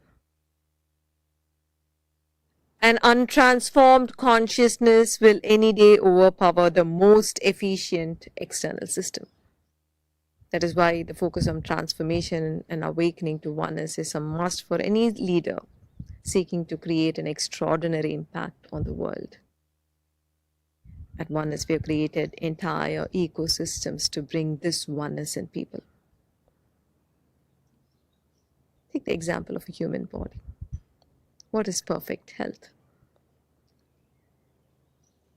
It is not merely the well-being of individual organs of the heart, liver, and skin. It is a condition where the vast networks of cells that constitutes your body is in harmony. That is, your liver cells should exist in connection with your kidney cells. Your pancreatic cells should exist in a state of connection with your muscular cells. Ill health is when the cells... Try it. It works. We are now joined by the CEO of Busara Leadership Partners, Dudu Msomi. Dudu is the founder of the Dudu Msomi Foundation, which prepares young people and women for educational achievement, employment, and entrepreneurial success and leadership.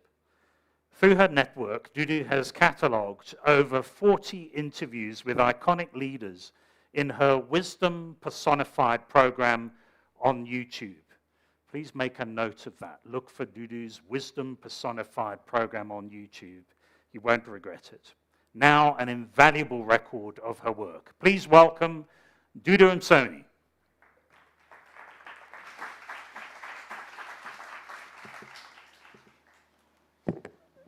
He just didn't add that he's also one of the interviewees.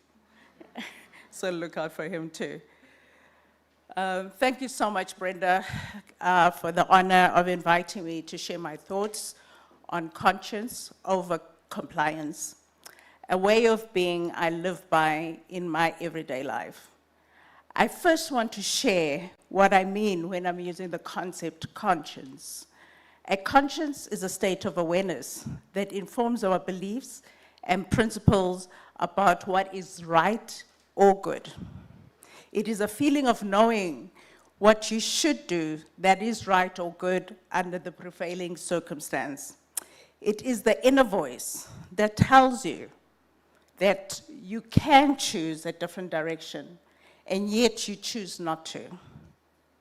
This betrayal makes you feel guilty because you are doing what you know you should not do. The conscience is the knowledge that you could do better and be better. Let me illustrate the conscious with the story. Do you remember in 2015 when Dan Price, a CEO of a Seattle-based company called Gravity Payments, made headlines by reducing his own $1 million salary so that he could raise the base minimum salary for all his employees to $70,000 annually? He was branded a socialist, and predictions were made that his company will go bankrupt. In fact, the company's revenues tripled after that decision, even as the number of employees grew. Though the company did lose 55% of its business during the COVID-19 pandemic in 2020, The company has since bounced back after its employees voluntarily took a temporary pay cut to ensure the survival of the business. Dan Price made this extraordinary decision after an argument with an employee who felt he wasn't being paid his worth. Dan said he studied different economic theories and settled on the belief that if employees are more focused on their jobs and are happier because they work for a company that recognizes their value, then the company will be more profitable. And so it is. This philosophy is like the enlightened self-interest, a concept that I first came across in the book by Raymond Ackerman, The Four Legs of a Table, which says, you keep in mind that your own interests will be best served if you take into account the interests of others. Raymond Ackerman believed in the principle that making money is a reward rather than the reason for running a successful business. A worldview that has inspired the business model for my strategic advisory and consulting firm, Busara Leadership Partners. Busara Leadership Partners is a research-orientated strategic advisory service and consulting firm whose service is about facilitating the development and effectiveness of leaders to achieve their desired goals. Our target market is board members, management, and entrepreneurs. Our area of expertise is an integrated approach to leadership, strategy, and governance. I am often baffled at leaders that lack the appreciation for the privilege that they have of leading people. It is not a right. Though I believe that leadership is more relational than positional, and that leadership starts with how you lead yourself and your own life, at home, at work, and at play. The reality is that individuals do occupy positions of leadership because of the titles and the levels that they occupy in an institution or society. Which is why conscious leaders are aware of the power and authority that they yield. They are the types of leaders that have the appreciation that they can use their power and authority to either be part of the problem or part of the solution. Thus shape the destinies, not only of themselves, and their immediate family, but other human beings in the ecosystem. There is a famous Maya Angelou quote that says, when you know better, you do better. Not always, I say. When we constantly overrule our conscience, we diminish its power to be our ethical compass. We find logical reasoning and data to rationalize and justify our choices and decisions. Over time, we quieten our conscience. A conscious leader understands and is attuned to the internal state and emotions in terms of the beliefs that they hold, the words that they utter, and the actions that they take, together with the values that they embrace.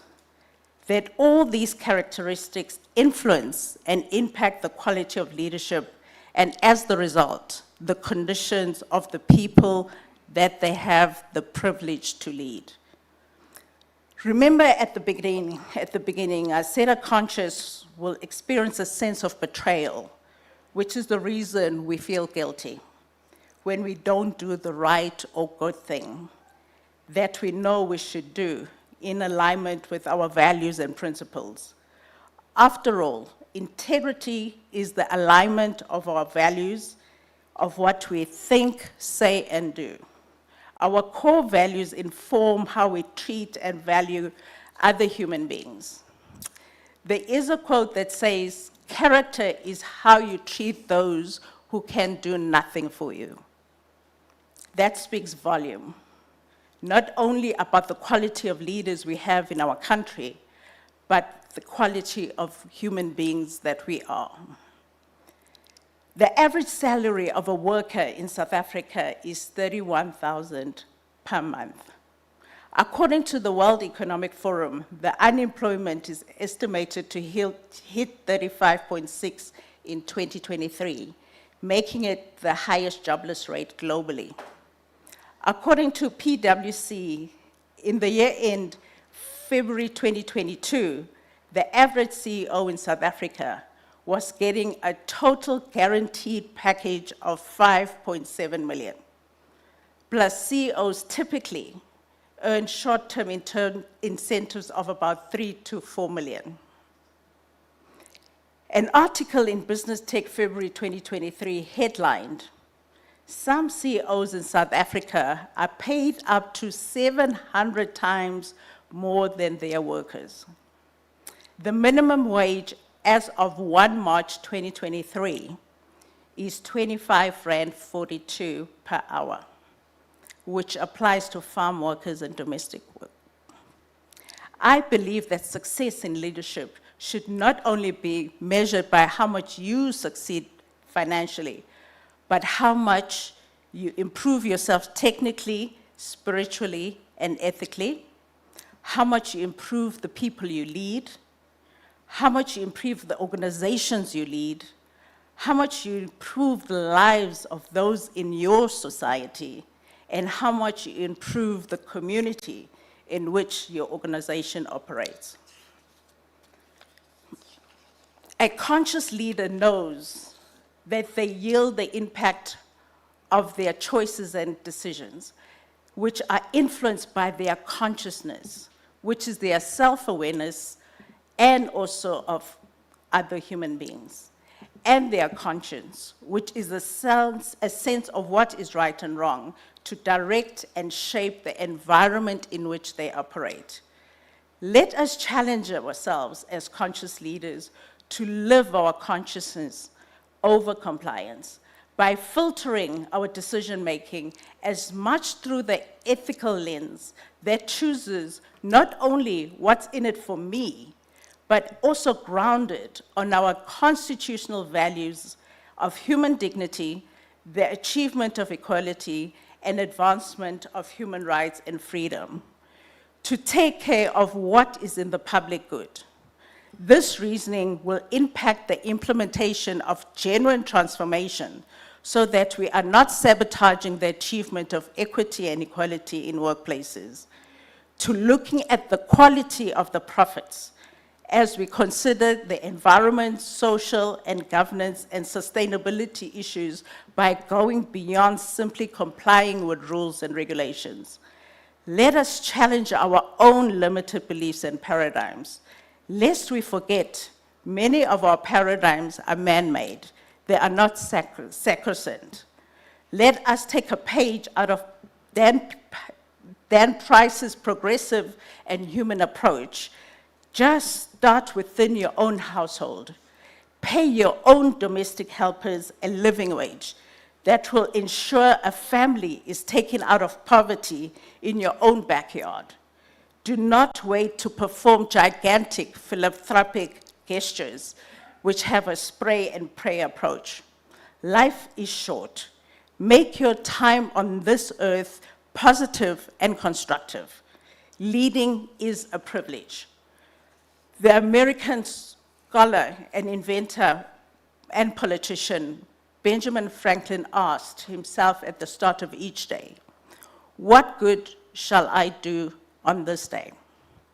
And reflected at the end of the day, "What good have I done today?" I would like to encourage all of us to adopt this way of living. Let's bite this huge elephant of challenges and opportunities that South Africa has to offer, one day at a time, inspired by our consciences over mere compliance. Thank you so much for your attention.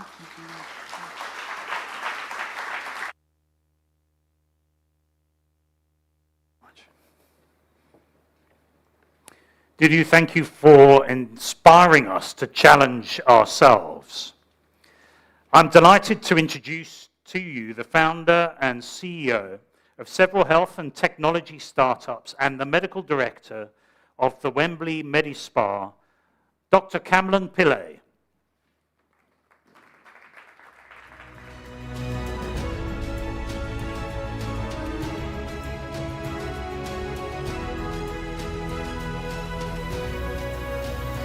evening, everybody. Brenda, thank you for having me here today. I must admit, after all the inspirational and powerful speakers we had this morning, I'm starting to suffer from a bit of imposter syndrome.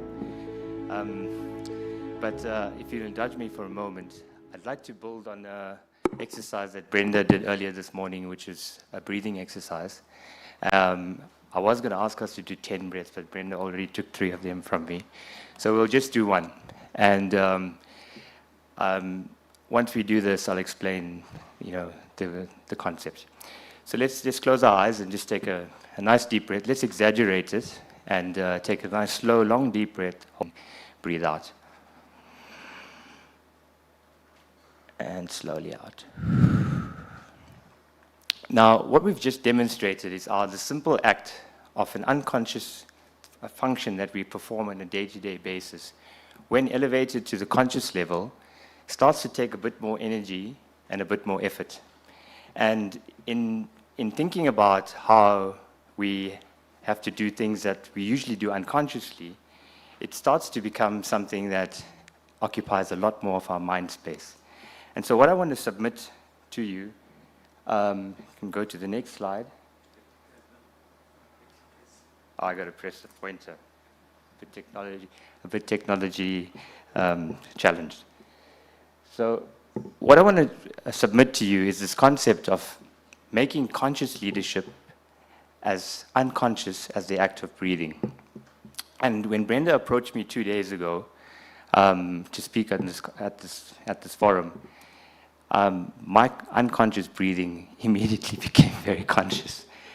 And my heart started to palpate in my neck. And I started to realize that all of these unconscious functions that we do on a day-to-day basis, when we elevate it to the conscious level, start to actually become something that we think about and occupies more brain power than we actually need to.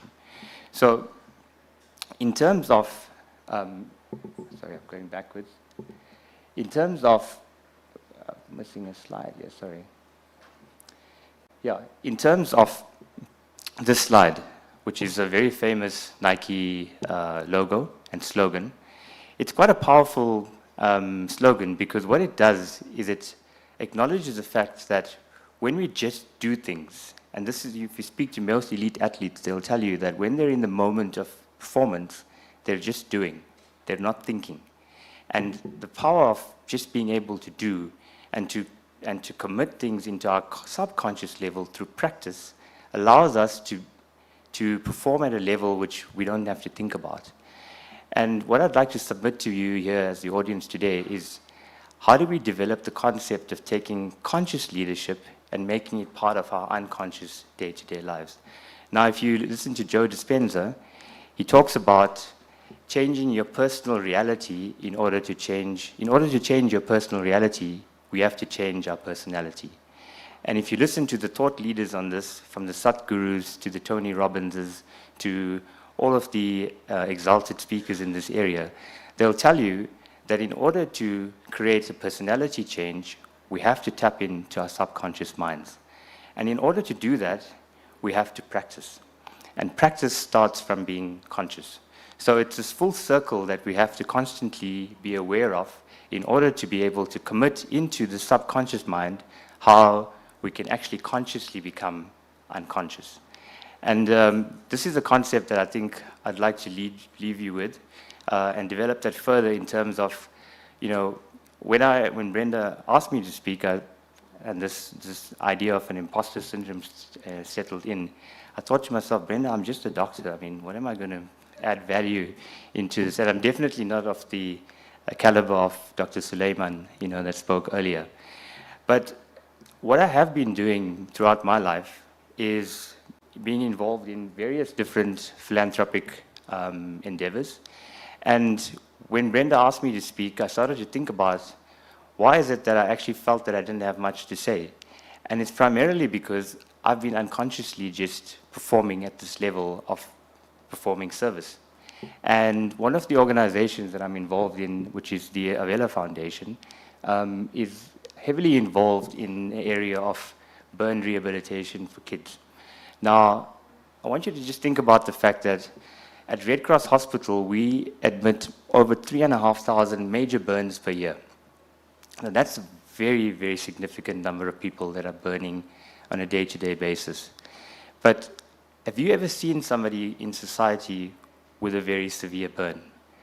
Just think about that for a second. Now, if I have to show you the photographs of patients that we see, it might not be appropriate for this forum, but I want to introduce you to this 2-minute video. There's volume.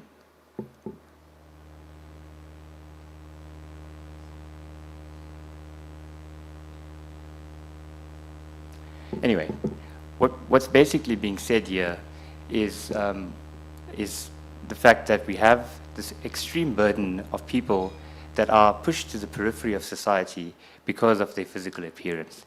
And some of the people in this video are beneficiaries of the foundation that we are working in. But what we do differently in this foundation is we push ourselves to the extremes of our human capabilities. And part of what we do is we go on these treks. And this is one of the challenges that we have been doing over the last several years. That's me, by the way, without the moustache. And every year, we challenge ourselves by taking one of the beneficiaries of the foundation on an extreme adventure. So in 2016, we climbed to Everest Base Camp, and one of the gentlemen in that previous video, who was burnt at a very young age, climbed with us all the way to the top. And what came out for me in that expedition was the fact that we take for granted our physical capabilities. And we forget very easily that other people don't necessarily have the physical capabilities that we have. And the gentleman in that video, William, was burnt with an 80% burn from the age of 2 years old. So he grew up with these physical disabilities. And one of the things that he suffered with really, really, really intensely was his ability to breathe just normal air at that altitude, because his airways were burnt and he wasn't able to take in air as easily as we were. So it slowed us down. And, you know, this made me think about the fact that we just take things for granted, and that there's certain things that other people amongst us are suffering with. And if we're not conscious about that, then we actually forget about our responsibility to help those around us. So Everest Base Camp was our first expedition. We also climbed Kilimanjaro, and we raised quite a number of funds, which were donated to various different institutions in South Africa, from Baragwanath Hospital to the Red Cross Hospital. And our next trek is in 2 weeks' time.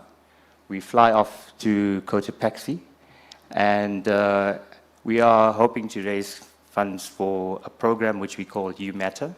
And it lends into the narrative that I was just mentioning around the fact that we push these people to the peripheries of society. And it's not just us, it's people that the families as well.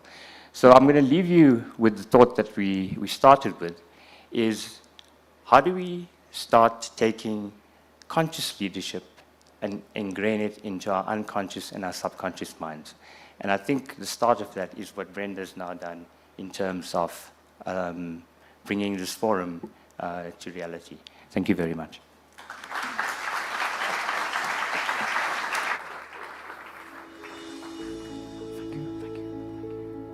Kamlan, thank you very, very much, and thank you for inspiring us by the work that you're doing and the role that you're playing. Our next speaker is a regular and fan favorite at the summit. He works internationally to establish values-driven organizational cultures. From the Conscious Leadership Academy, Dr. Jan Bellaman.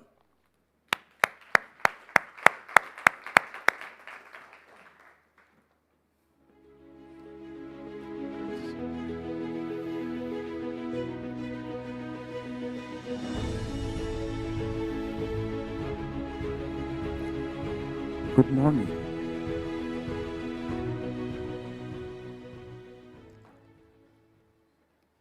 Have you ever made a decision, and then doubted whether it was the right one?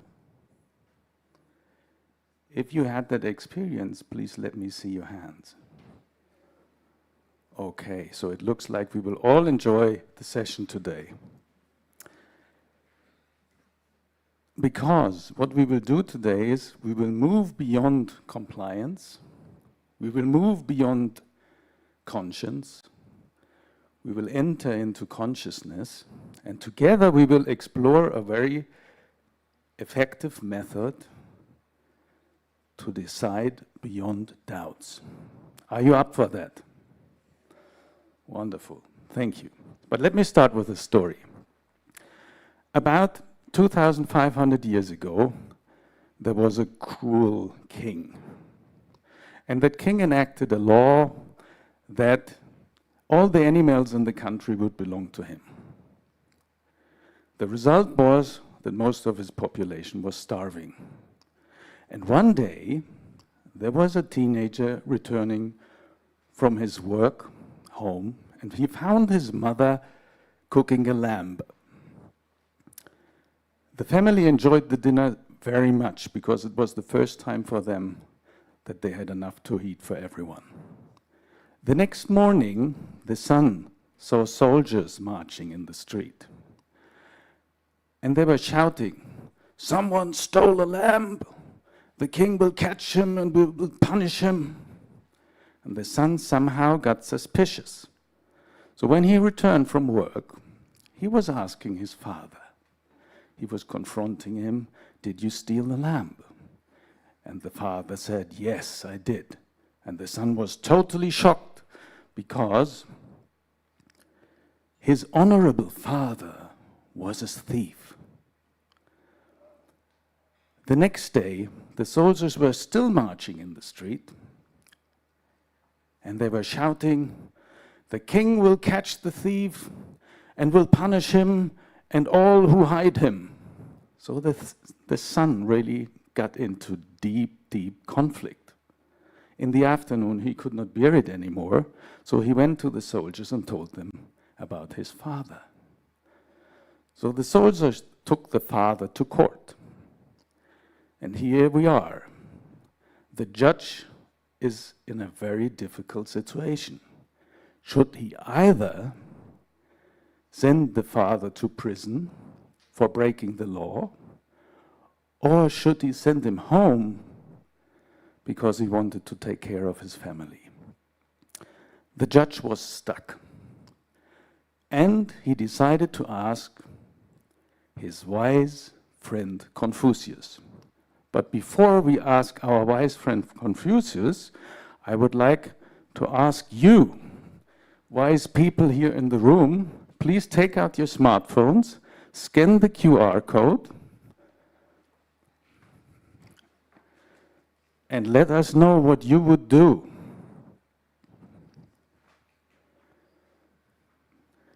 Would you send the father to prison or not? That also works on the live stream, so please, if it doesn't work with the QR code, oh, it's already working. Wonderful.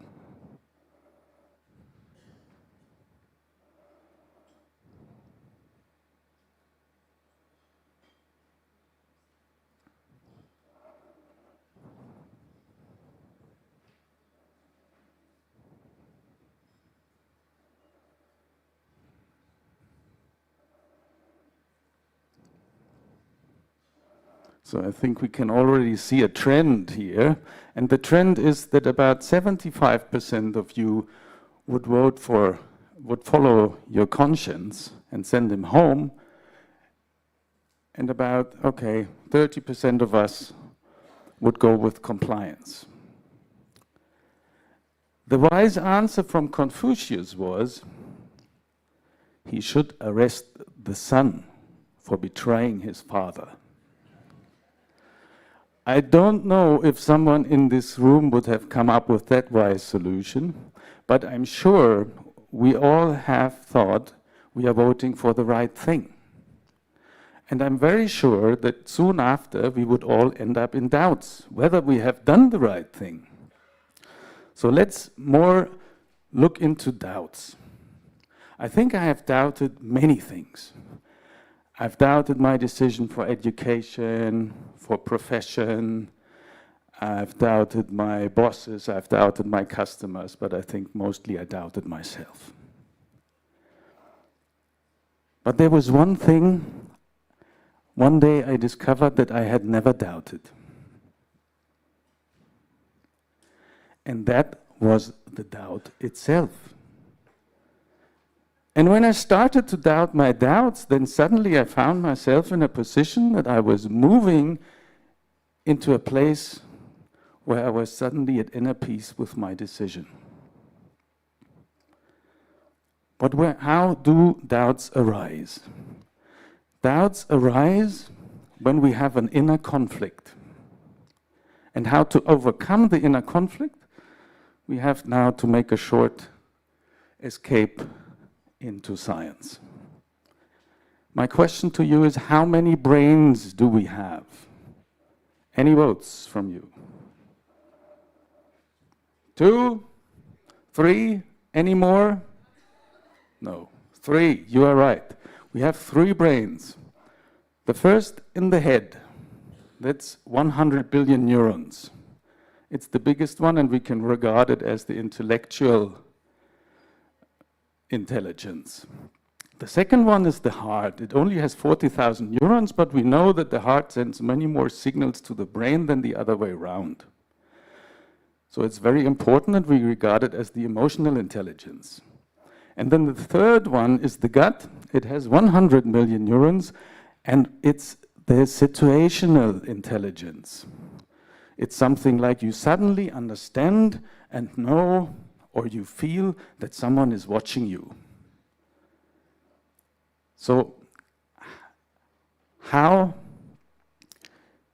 we are already using these kind of brains, and when we watch our language, we often say, oh, my gut feeling is this.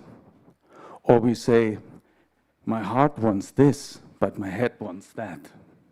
And this is exactly where the conflict arises.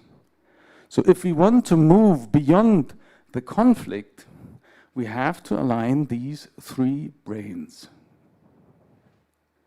So we have to find an option that is supported by all 3 brains. And how we do this, we will practice this now together. So we will first test how these brain yeses feel. And I will guide you through it, so please, you did this before, please close your eyes. If you cannot close your eyes, then find a spot in front of you and stare at it.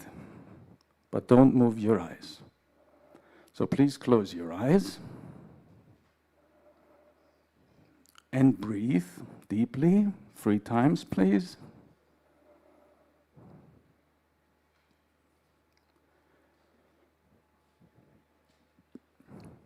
We now ask our head.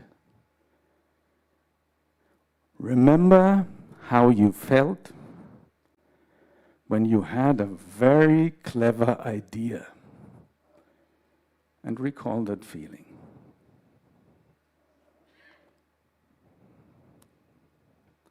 That is the head yes. Then we move to the heart. Remember how you felt when you were deeply connected to people.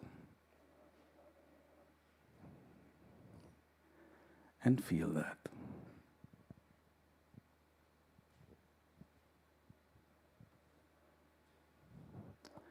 That is the heart yes. And now the third one. Remember when you immediately felt, this is it. How did that feel?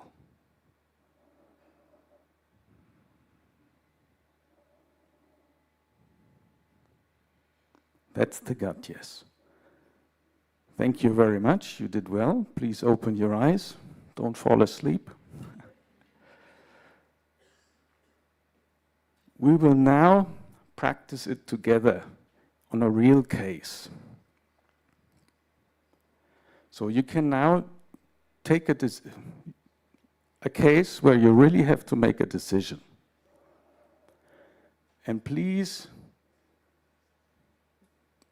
choose your preferred option, or what you think you would do. If you don't have a preferred option, just take one and we will find out if this option will pass the 3-brain check. Okay? And if you have not had any, if you could not feel anything during the first exercise, don't worry, with a little bit of practice you will master the whole thing after a short time. Okay. Do you have a decision to make in your head? Good. Then, let's close your eyes again, please. And now imagine you're breathing in and out through the heart. And breathe in deeply so that the belly button is moving. And exhale very slowly.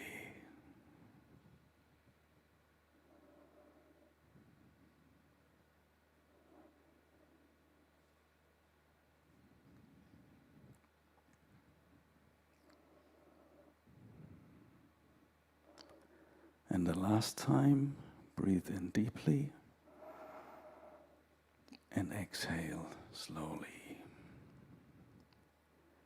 And now hold your preferred option in your mind. And we will ask the first brain, your head. Is it a smart idea? Yes or no? Don't think, just notice.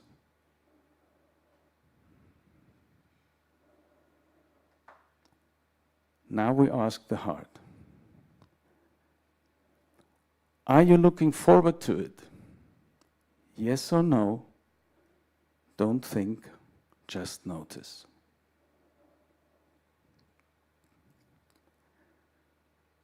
And now we ask the gut. Is it the right thing to do in this situation? Yes or no? Don't think, just notice.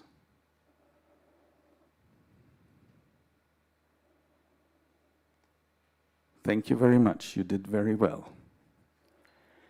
If you did not get 3 yeses from your brains, I strongly recommend you spend more time in finding a wiser option, because it will not only give you better nights of sleep because you have less doubts, but we need to understand with our rational conscious mind, it only processes information with 40 bits per second. If we work with our unconscious intelligence, with the subconscious intelligence, it processes information with 1,000,000 times more. So we would totally ignore that, so please don't do that. Your decisions will be much wiser if you're following the subconscious input as well. And not only that, let's say you're sitting in a boardroom and like Danny just mentioned, you would have very tough decisions to make. And is this the right thing to do, yes or no? And sometimes we feel this is not the right decision, this is not the right option we are looking at. Then you are getting, when you use this method, also a more authentic leader. Thank you very much.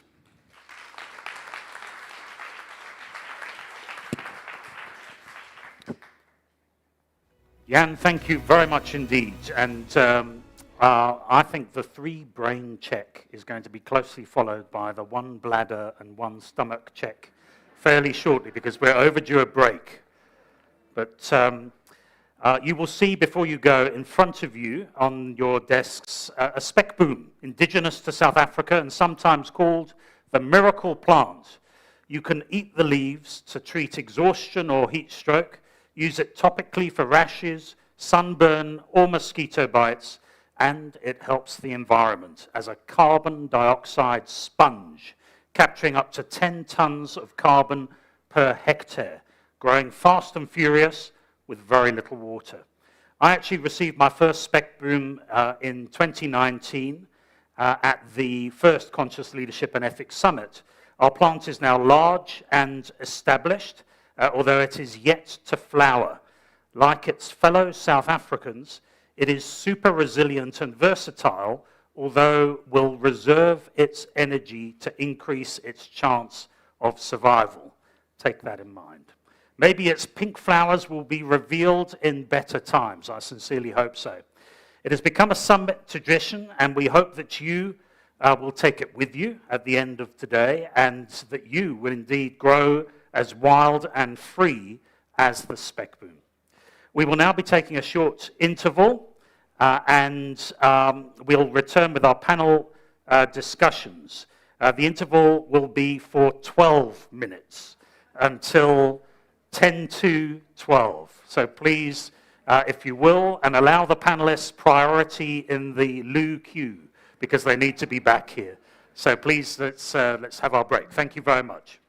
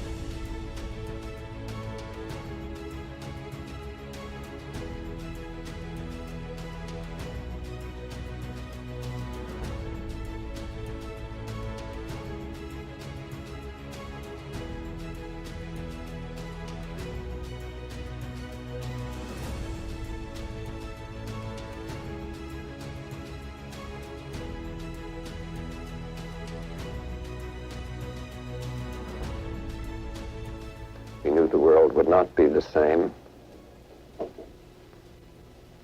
Few people laughed. Few people cried. Most people were silent. I remembered the line from the Hindu scripture, the Bhagavad Gita. Vishnu is trying to persuade the prince that he should do his duty, and to impress him takes on his multi-armed form and says, "Now I am become death, the destroyer of worlds." I suppose we all thought that one way or another.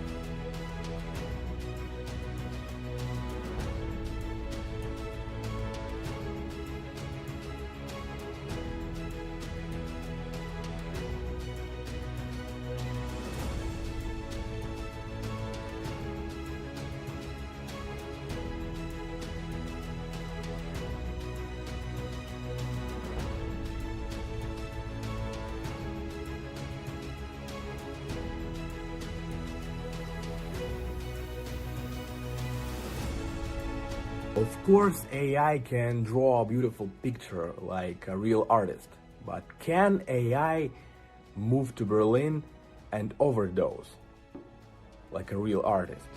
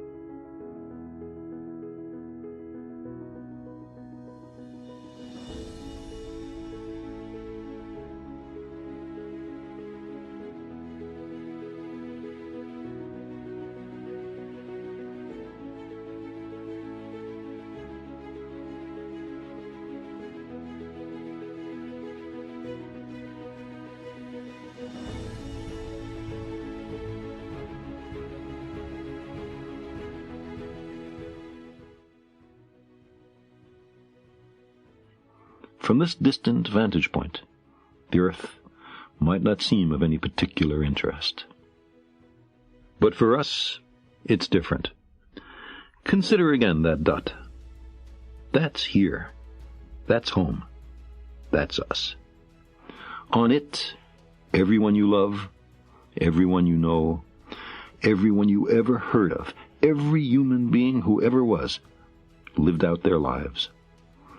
The aggregate of our joy and suffering, thousands of confident religions, ideologies, and economic doctrines, every hunter and forager, every hero and coward, every creator and destroyer of civilization, every king and peasant, every young couple in love, every mother and father.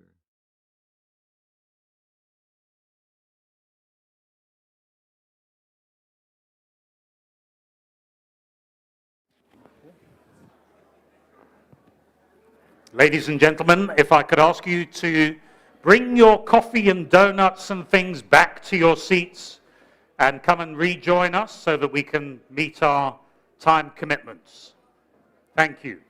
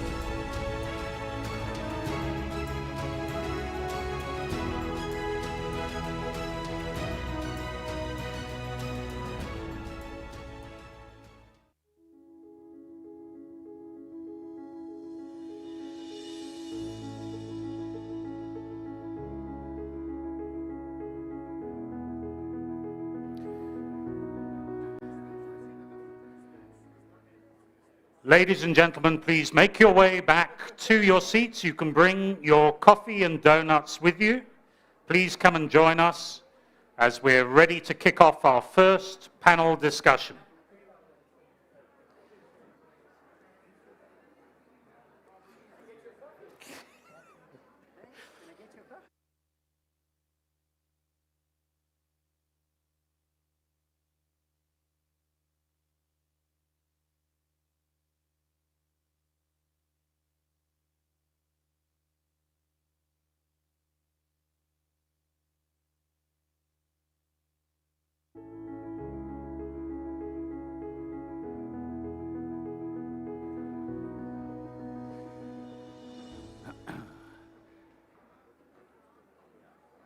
Ladies and gentlemen, please come and join us. We're ready to kick off.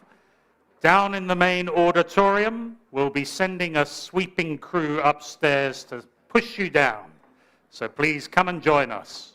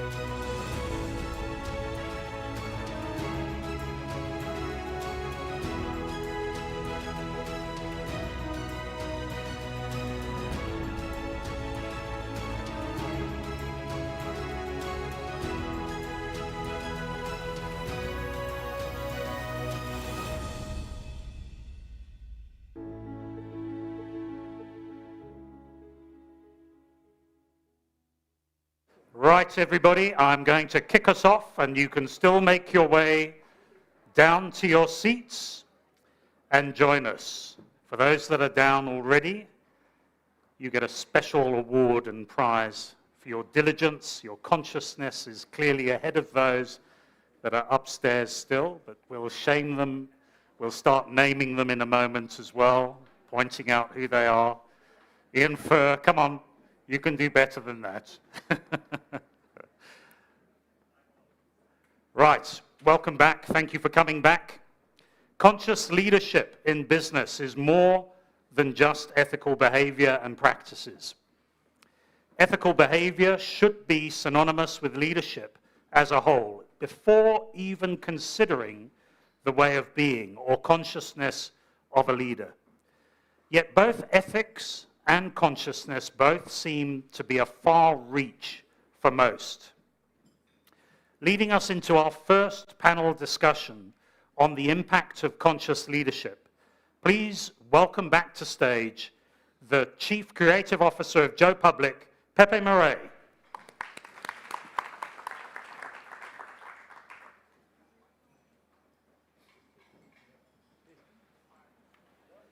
We on. Great.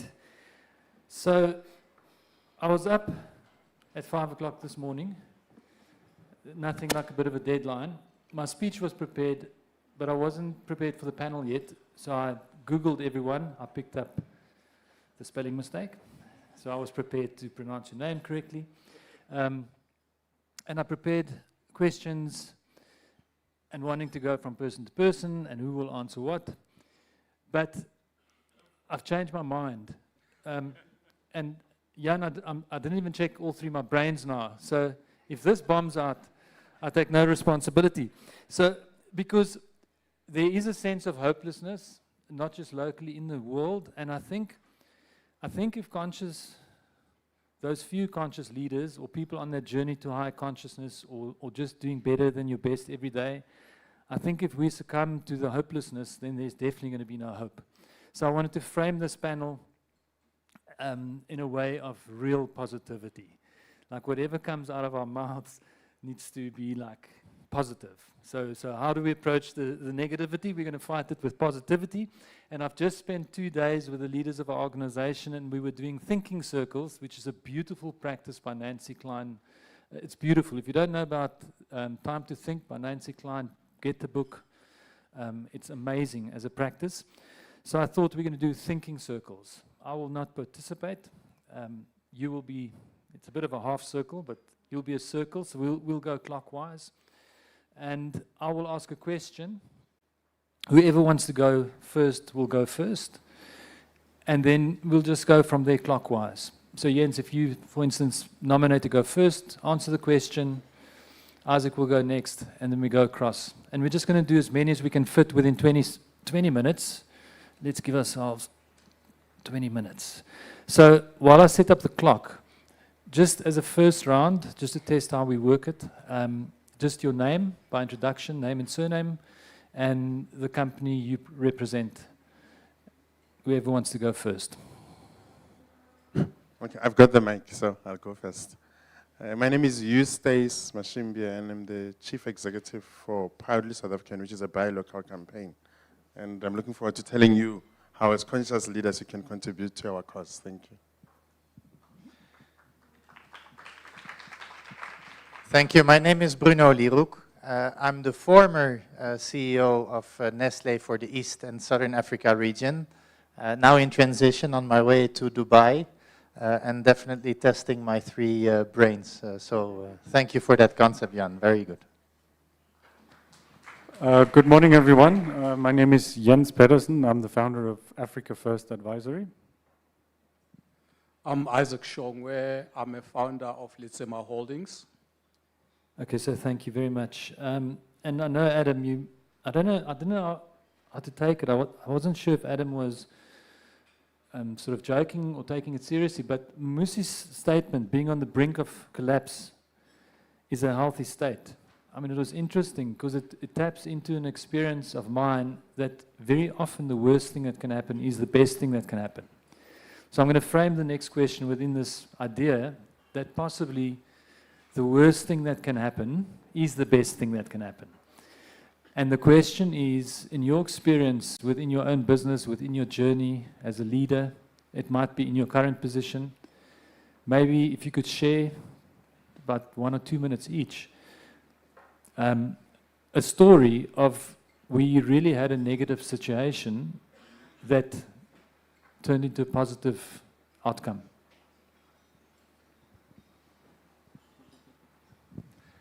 Thank you, Pepe. So what comes to mind immediately to me is actually the whole COVID situation, where it was overnight you had to completely rethink how you do business and what it means, making tough decisions, you know, do we fire people, do we cut the wages, etc. And this was actually for Nestlé quite an incredible period, because we all really came together, completely changing the way we were working, especially you can imagine in the factories where we had to completely rethink how can we continue to operate without having people interact all the time. So long story short, it was a very difficult time. Everything was upside down and had to be rethought. But actually, those COVID years, we were able to continue to operate, not have 1 day of shutdown. And we had the best years, not only in this part of the world, but in the whole Nestlé world.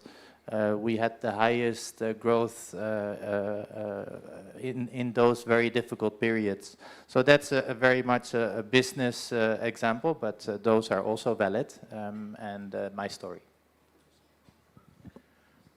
Thanks. I think every cloud has a silver lining is a paraphrasing perhaps of what Musi was trying to say. And in relation to the pandemic as well, I spend a lot of my work in trying to support public health efforts in Africa. And if there's one thing that is a silver lining of the pandemic, is that there is a very, very assertive drive to strengthen or establish our independence in terms of medical manufacturing. Whether that is vaccines, pharmaceuticals, or whatever it may be, there's a realization. And it used to be that access was based on how cheap it is, i.e. the cost of the product. But what the pandemic taught us, and I hope some of our corporate colleagues here will agree, is that what matters more actually in these times of crisis is where things are made, not just at the cost, but where they're made, and not from a perspective of nationalism, but from a practical perspective. Thanks. Great. Sometimes I think what we take for granted that our democracy is very young. We are less than 30 years old, and even those democracies which have been there forever, there are always challenges. You know, the way we've done it at Letsema is that from the inception, what we baked into our DNA is that we are a family business where we don't look the same. And I've made it a point that we have, in terms of the people who work for us, represent the South Africa that we want to live in. And it has resulted in a very positive, because coming from a in diversity, we're much stronger. And the things that we're able to do, I believe that they've been much greater, and the growth of our business over the last 26, 30 years, I attribute a lot of it to the diversity that we have within the company. So in our instance, because we're a buy local campaign, and initially when the campaign was formed, it was about talking to South Africans and advocating for the buying of locally made products and services, so through our messaging and campaigns, etc. But I think building up towards COVID, and even before we got there, we had a lot of companies who are affiliated with us who were coming to us and saying to us, we are shutting down because people are just not buying from us. The purchase orders are not coming through. So I think as a conscious leader, one of the things that I know is part of my legacy in the organization in the 6 years that I've been at the helm is that we then introduced an access to market program, where we're basically saying as a member of Public South Africa who makes a product local, and there's a good example who is meant to buy from you, and can we help you get to them? Because think about it, as a buyer, as a procurement person, how many emails and calls and requests for meetings do you get? But we think that when we make that call, you know, the person on the other end is prone to listen to us and to hear us, and then we can then introduce our companies. And I think that's part of what we have started doing to ensure that we save a lot of the companies who are affiliated with us who would have otherwise closed down, but are now surviving on the back of purchase orders that are coming through as a result of our efforts. And I think for me, that is the most important thing. So that's great. So I suppose the point I'm trying to make, and it's coming through everyone, is that if we live in a world of opportunity and possibility and creativity and innovation and solutions, you need problems. And this country's got so many problems, so it's probably the most fertile soil in the world for profound solutions. So I just wanted to pick that little point. And you can see it coming through there. We've got 20 minutes though, so because we can go really deep into the subject. It's a human truth. And I just want to, Isaac, on your point, because it just sparked a thought.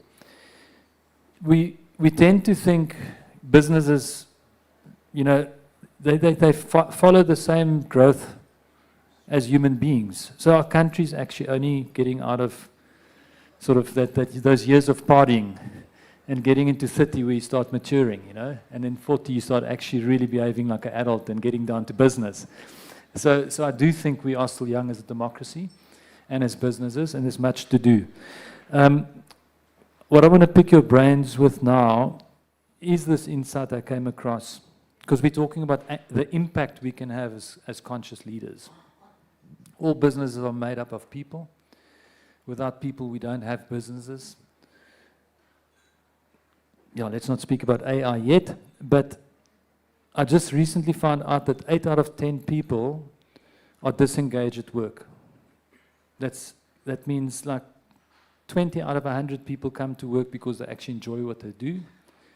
80 out of 100 merely come to get by and get to, hey, it's Friday. So the question is, and whoever wants to go first, is what are you doing as a conscious leader within your space to create more happiness and joy for your people within your organization? And I'm not sure the scale of each person's team, but let's see where the question goes. What I've done within my business in 2003 was to establish a values-based leadership program, which I'd launched, but it started within the business, where every Monday from 8 to 10, we will get philosophical readings in terms of the human nature and what excites people and not excite people. And that was a very strong tool for us to knit everybody, you know, together. You know, we like to say people are Machiavellian. What do you mean by someone is a Machiavellian? You read Plato, you read Nelson Mandela, Long Walk to Freedom, you read Martin Luther King's letter from Birmingham jail, and you harvest what is of essence in being engaged. And that tool has worked very well for us to an extent where now in our foundation, we do leadership work, not only in South Africa, in West Africa and East Africa as well. But there's a basis of which everyone knows that that is a safe space and anyone can say whatever is troubling them, and we support each other. Yeah, so for us, because it's a very young team, I'm in my 40s, but the team is much younger than I am, so you can imagine how that is. So what we do is we have introduced management development programs, leadership programs, and we've chosen people who we think are ready to be fast-tracked somewhat. We have also brought in a wellness program where it's not just available to you as an employee, but to the members of your family, because those people are probably disengaged. The 80% you've mentioned are probably disengaged because of other things that have nothing to do with the company.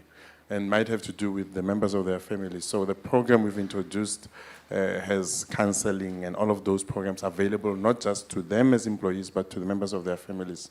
And we get reports on a monthly basis in terms of the uptake. And you can see that the uptake actually has more people coming from outside of the organization than those that are inside the organization. And we think we are seeing the results because we preach empathy. Those that are in leadership positions in the organization, the senior team, the middle managers, they know we speak empathy. And we practice it, and we are big on it, and we've developed a values thing called Ice Trap. And the E in Ice Trap is about empathy, being empathetic to the next person. We strive for excellence, but we're empathetic because we think that is what people are looking for more than anything. People want to be heard, people want to be seen, and that is what we are big on. Sure. So I think that practically everything you do as a leader has to lead to the engagement of the team. But I'll mention two examples briefly, one at the macro level and one at the micro level. The one at the macro level is obviously, as a leader, you have to be passionate and talk about your purpose passionately. And then this is reminding everyone that it's not about you're a factory worker, you're a supply chain worker, you're a management. No, we're all here working together with different roles, but towards the same purpose. And that creates really a sense of belonging and purpose in everyone individually that motivates a lot. At the micro level, you know, sometimes when you're in a big multinational, you feel that you're in this big ship, you don't have anything to say or to do, and you know, you just go with your day-to-day work. So what we did was, we said, okay, let's find a way to connect with the entrepreneurs in Africa, since the region is across 23 countries. So we launched a program called Hatcher. So anybody in the company can come up with an idea, hatch an idea, write a brief, and then we throw it out to the ecosystem of entrepreneurs in Africa. We select the ones that we feel good about, we give them some money, and then they go with their pilot, test it out, and fine-tune it. If it works, then we can scale it, so nail it and scale it. And therefore it allows everyone in the organization to come up with an idea that will suit the organization, but work with the ecosystem. And we've seen briefs coming back from over 10, something like 16 countries. So the entrepreneurs out there are definitely full of ideas, and by bridging the multinational and the entrepreneurs together creates a lot of positive energy and a real win-win-win for everyone. So those are just two examples. I think Dudu in her presentation referred to Benjamin Franklin sort of asking himself what to do, and in retrospect what had been done. And I think adding to that question, the next question must be for who? And if that involves first person, and to paraphrase Professor King, shareholders, I think it's the wrong answer. So you got to add to that question that Dudu said or referred, for who? And don't let that involve first person or your shareholders, because then you got to start over and try again. Thanks for that. So that I'm smiling because, you know, on a quick 20-minute engagement like this, or it's like reading a book. You always take one nugget out of a whole book. I love what you said, harvest what is of essence. So we've literally got about 2 to 3 minutes. So I'm going to pick up on that. As a last round, what good can you do today, and for who?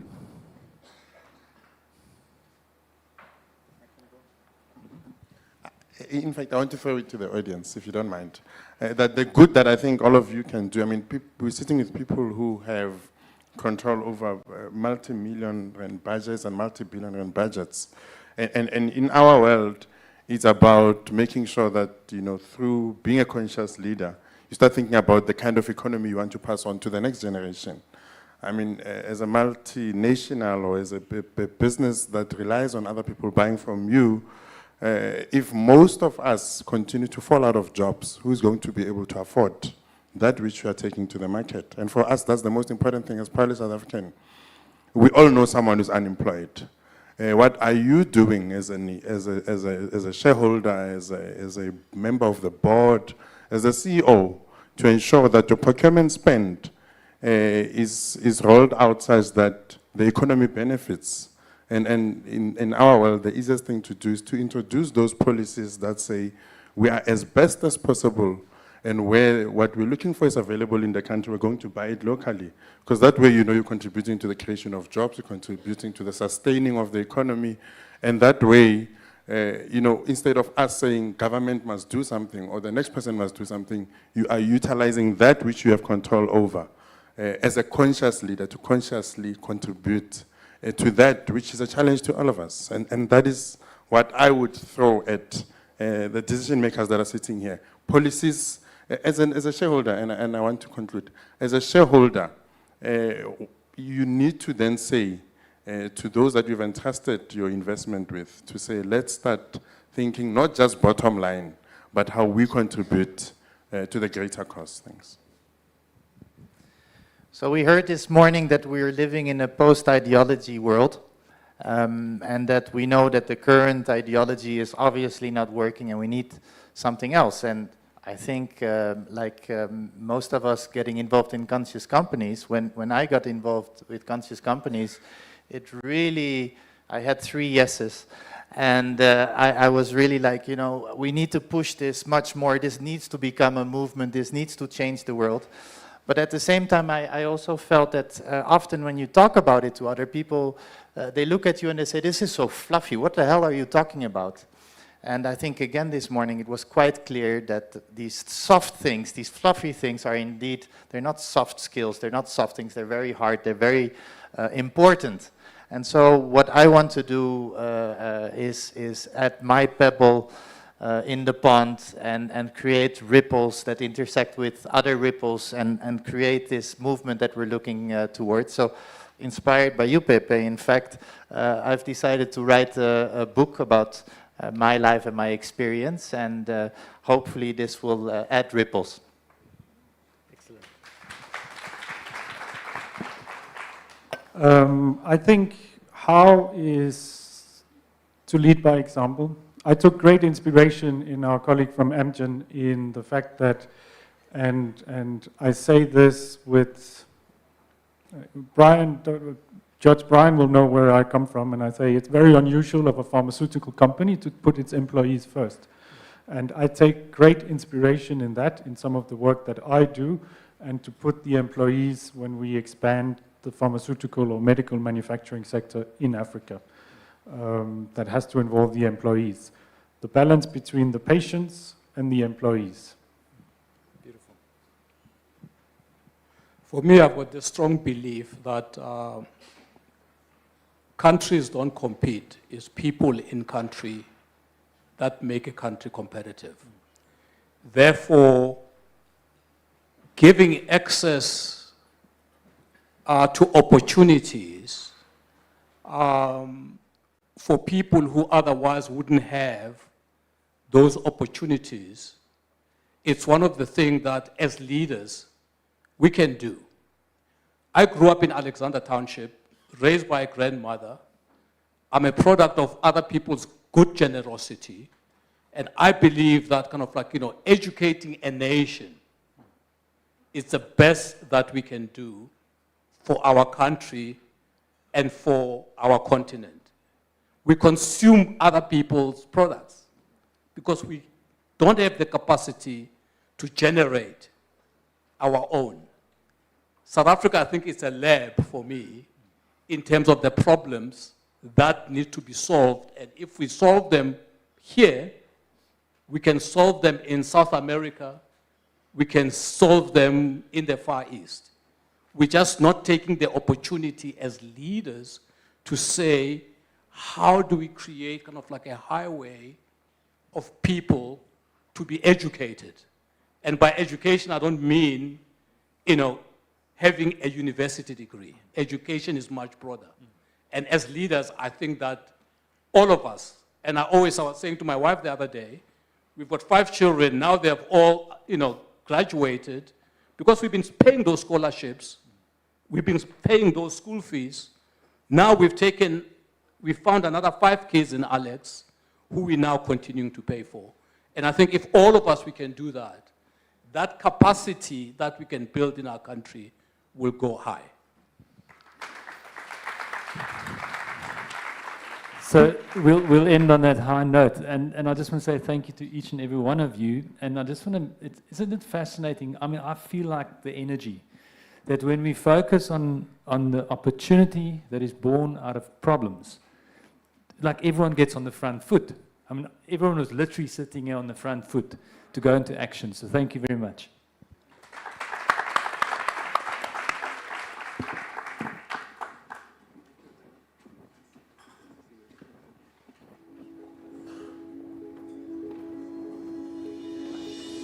Well, hello, everybody. I'm Paul Polman, the former CEO of Unilever and the author of Net Positive, How Courageous Companies Thrive by Giving More Than They Take.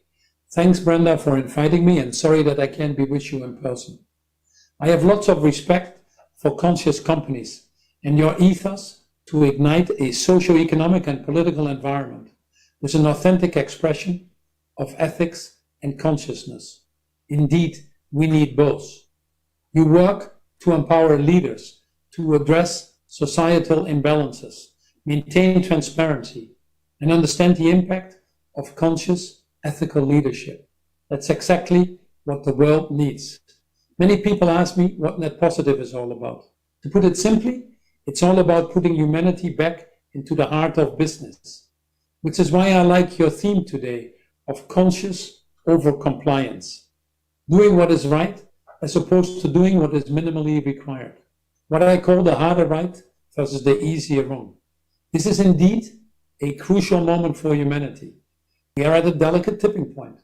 We have found that our linear, extractive consumption and production systems, which have created an enormous wealth for many, are actually running to an end, pushing the limits of what our climate, oceans, and biodiversity can handle. And frankly, still leaving too many people behind. This is the first time, actually, that we're falling backwards on the Sustainable Development Goals, with more people falling in poverty or having to deal with food insecurity. Our inability to rise to the challenge is causing an incredible damage all around the world, not least in the region that you represent. It is a ticking time bomb for people and planet. Our future literally hangs in the balance. Either we face the catastrophic results of breaking all of our planetary boundaries by keeping business as usual, or we use the moment to rise to our senses and make the radical changes that are needed to get towards a more sustainable, inclusive, and equitable future. This will require sacrifice and hard work. But despite the challenges, we simply cannot give up. Some might say it's impossible. But you agree with me that impossible is not a fact. It's an attitude and only an attitude. And our attitudes are fully under our own control. We're close to positive tipping points in many areas. Technologies are moving fast and cost curves are coming down quicker than we anticipated. Things are moving. The cost of not acting is actually becoming higher than the cost of acting, which makes it such an incredible business opportunity. And the smart companies are starting to understand this. In electric vehicles, heat pumps, solar panels, I believe we're approaching the tipping points already. Whilst undoubtedly, in some other areas, we still have our work cut out, not least in making technology available to emerging markets and providing financing at lower cost. I actually believe that we have the funds, the resources, the technologies, and the knowledge to actually address most of these challenges. Many people have said that this is not a crisis of climate change or inequality or food security. After all, they're all symptoms. Many have called this a crisis of greed, of apathy, of selfishness. And that requires above all leadership, moral or cooperative leadership that you are discussing today. We collectively lack the ability to do what we know is right. In fact, recent work by the Howe Institute, on which I sit on the board, shows that people feel that only 17% of our leaders tell the truth. The same amount of leaders, only 17% take a stand on moral topics and put principles first. And yes, less than 25% of employees see managers exhibit the qualities of this moral leadership. This may well be the real deficit, the moral or ethical leadership. In our book, Net Positive, How Courageous Companies Thrive, we discuss this courageous or conscious leadership. The purpose of power, of consciousness, of being human, of mustering the courage to drive the bigger changes that are needed. Striving for a regenerative business model, moving from being less bad to being restorative, reparative, regenerative. Leadership is first and foremost about being good human beings, but it is also about understanding that you have to put the interest of others ahead of your own, knowing that by doing so, you're better off yourself as well. We indeed need moral leaders who are values-driven, who have a broader growth mindset, looking at these societal issues not as risk, but as enormous opportunities, who look beyond the short-term and shareholder primacy towards the longer-term value creation, who take responsibility for the total impact in this world, set targets that science demands, embrace the collaborative leadership that is needed to drive these broader transformative partnerships to change the world that we live in. Let's call these stakeholders models by its proper name, which I believe is actually moral capitalism. Most faithful to the original version of capitalism, expounded perhaps by the moral philosopher Adam Smith when he wrote The Wealth of Nations in 1776, and the often forgotten book, The Theory of Moral Sentiment, 17 years earlier. In moral capitalism, you can't create shared value without shared values. The focus is not on doing the right thing, but rather doing the next thing right. Moral leadership means putting people at the center of major decisions, seeing them in their full humanity and their own aspirations and concerns. For interest of time, I will point out perhaps 4 pillars of moral leadership, and they apply even more urgently, I believe, to the present crisis. 1, be driven by purpose. 2, imagine that we need to inspire and elevate others. 3, be animated by values and principles, such as courage and patience. And finally, keep building the moral muscle by wrestling with questions like right or wrong, fairness and justice, and what serves others and what doesn't. My wife just wrote a book which is called Values for a Life Economy, where we reconfirm what we should value, where we should prioritize, love and compassion for each other, love for the planet, and yes, for future generations. Becoming life economists, that should be our goal, working both ecology and economy, requiring this higher level of consciousness, realizing that first and foremost, we belong to tribe humanity, that we live in the same world, that self-sufficiency is an illusion. Until we embrace, I believe, the realities of our connectiveness, will continue to bear the consequences, the worst consequences of living our worlds in isolation. It requires us to act also in the service of future generations. We are, after all, the stewards of our planet and should aim to be remembered as great ancestors. And indeed, it starts with ourselves, our own consciousness. Nobel Prize winner Wangari Maathai, who was from your part of the world, said it well when she said that in the course of history, there comes a time when humanity is called upon to shift to a new level of consciousness, to reach a higher moral ground. Ladies and gentlemen, I believe that the time is now. Thanks for what you're doing, and thanks for being the moral leaders that the world so desperately needs. Thank you.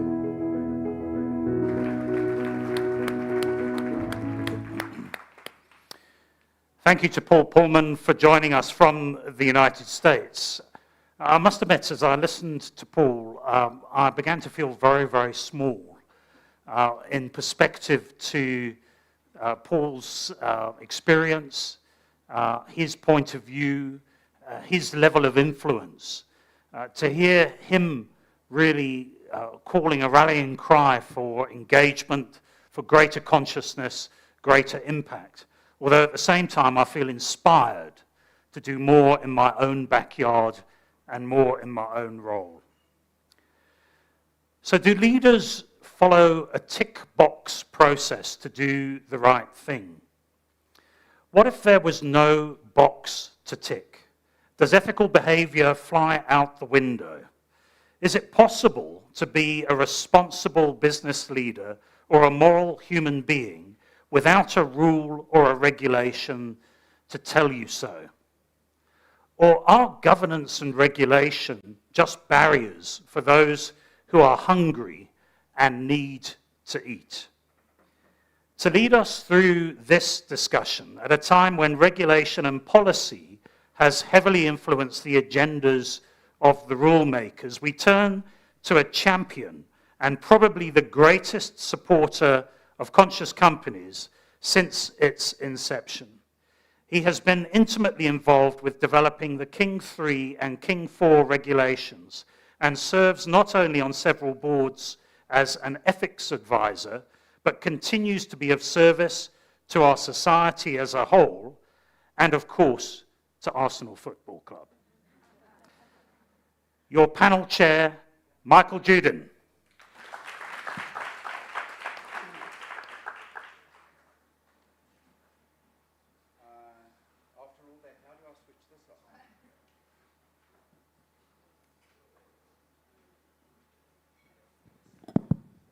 There we go. Thank you so much. After listening to Pepe, you'll know why that, paraphrasing Mother Teresa, that you want to feel better after you've met somebody than before you met them. Why I turn to my treasured friend when I'm feeling down and I want some positivity about the future. Thanks, Pepe. That was a really inspiring panel discussion. But the competitiveness of myself, which is why I support Arsenal, is that we have to be better than the first panel. So don't let me down. The one thing we definitely are is better looking than the last panel. So the subject of our discussion is conscious over compliance. I'm sure you'll agree that the majority of people confuse consciousness with awareness.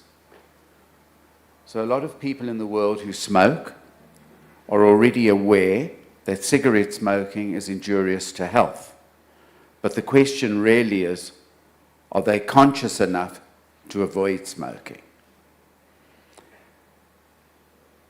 Deriving the meaning from that example, consciousness simply means the highest level of alertness in approaching compliance. So my question to you all, and we'll go around the room, start with you, is do you believe that most compliance professionals are just aware when ticking the box on compliance, or are they truly conscious when they do so? Shall I start? Please.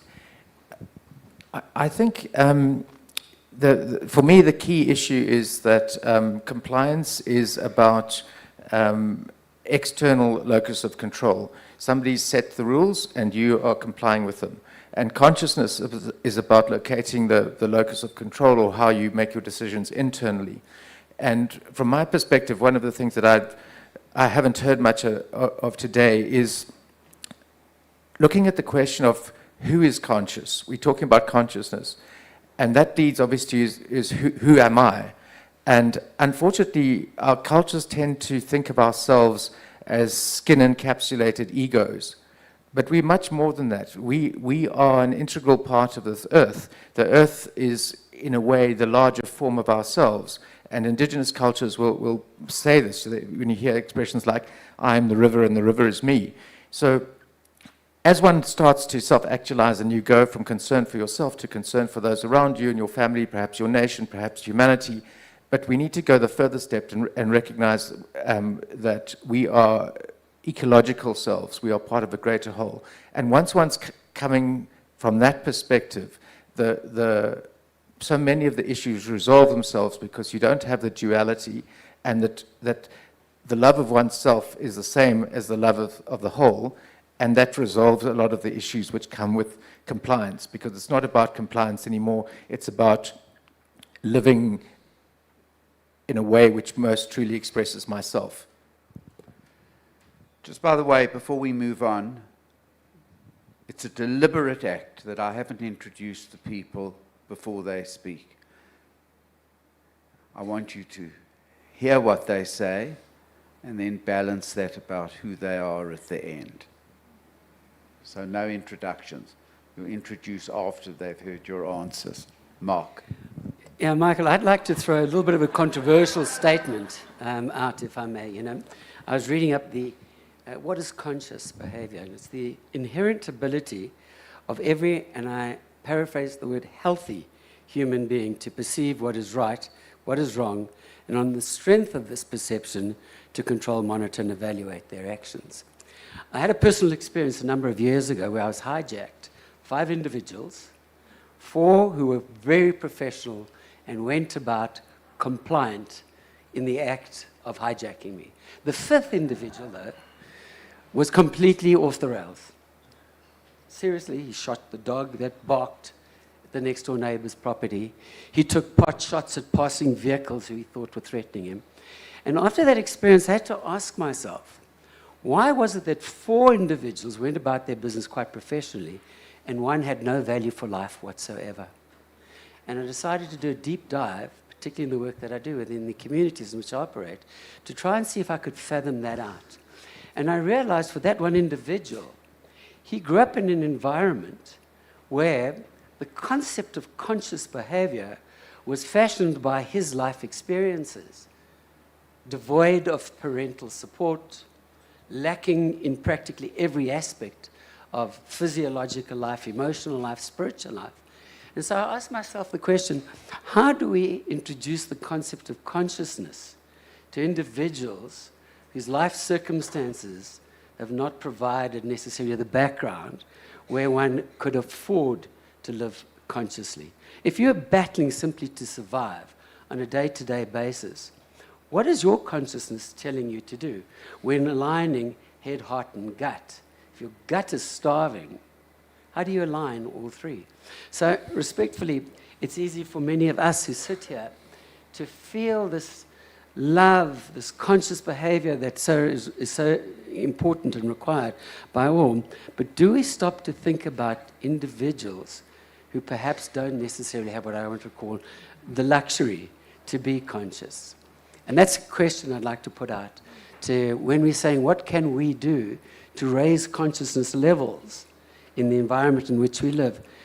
Take into consideration those that don't necessarily come from the same luxurious backgrounds that we typically do. That's very powerful. Thanks, Mark. So I like this panel. I think we're on to something. So, Michael, maybe 2 themes I'm picking up.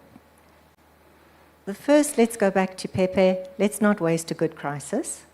And the second, around, I think, 2 very different views. So something I'd like to put forward is that we really can get focused here. If we think about it, Earth Overshoot Day this year is going to take place on the 5th of June. And last year, it was the 28th of July. So Earth Overshoot Day is the day when on this planet, as humanity, we have used up the available resources, water, air, the food that's available to us, energy, and we start going into the red, and like some of us have to do, you have to go to your bank and go into credit. Now the problem is, we're going into credit not just for ourselves, but for our children, for the future. So this is really something that gets us to focus around, it's not just about being compliant. And I think there is some good news, so the crisis is yielding some good news. corporates that are taking this challenge on and that are taking it seriously have an opportunity to reverse the trend.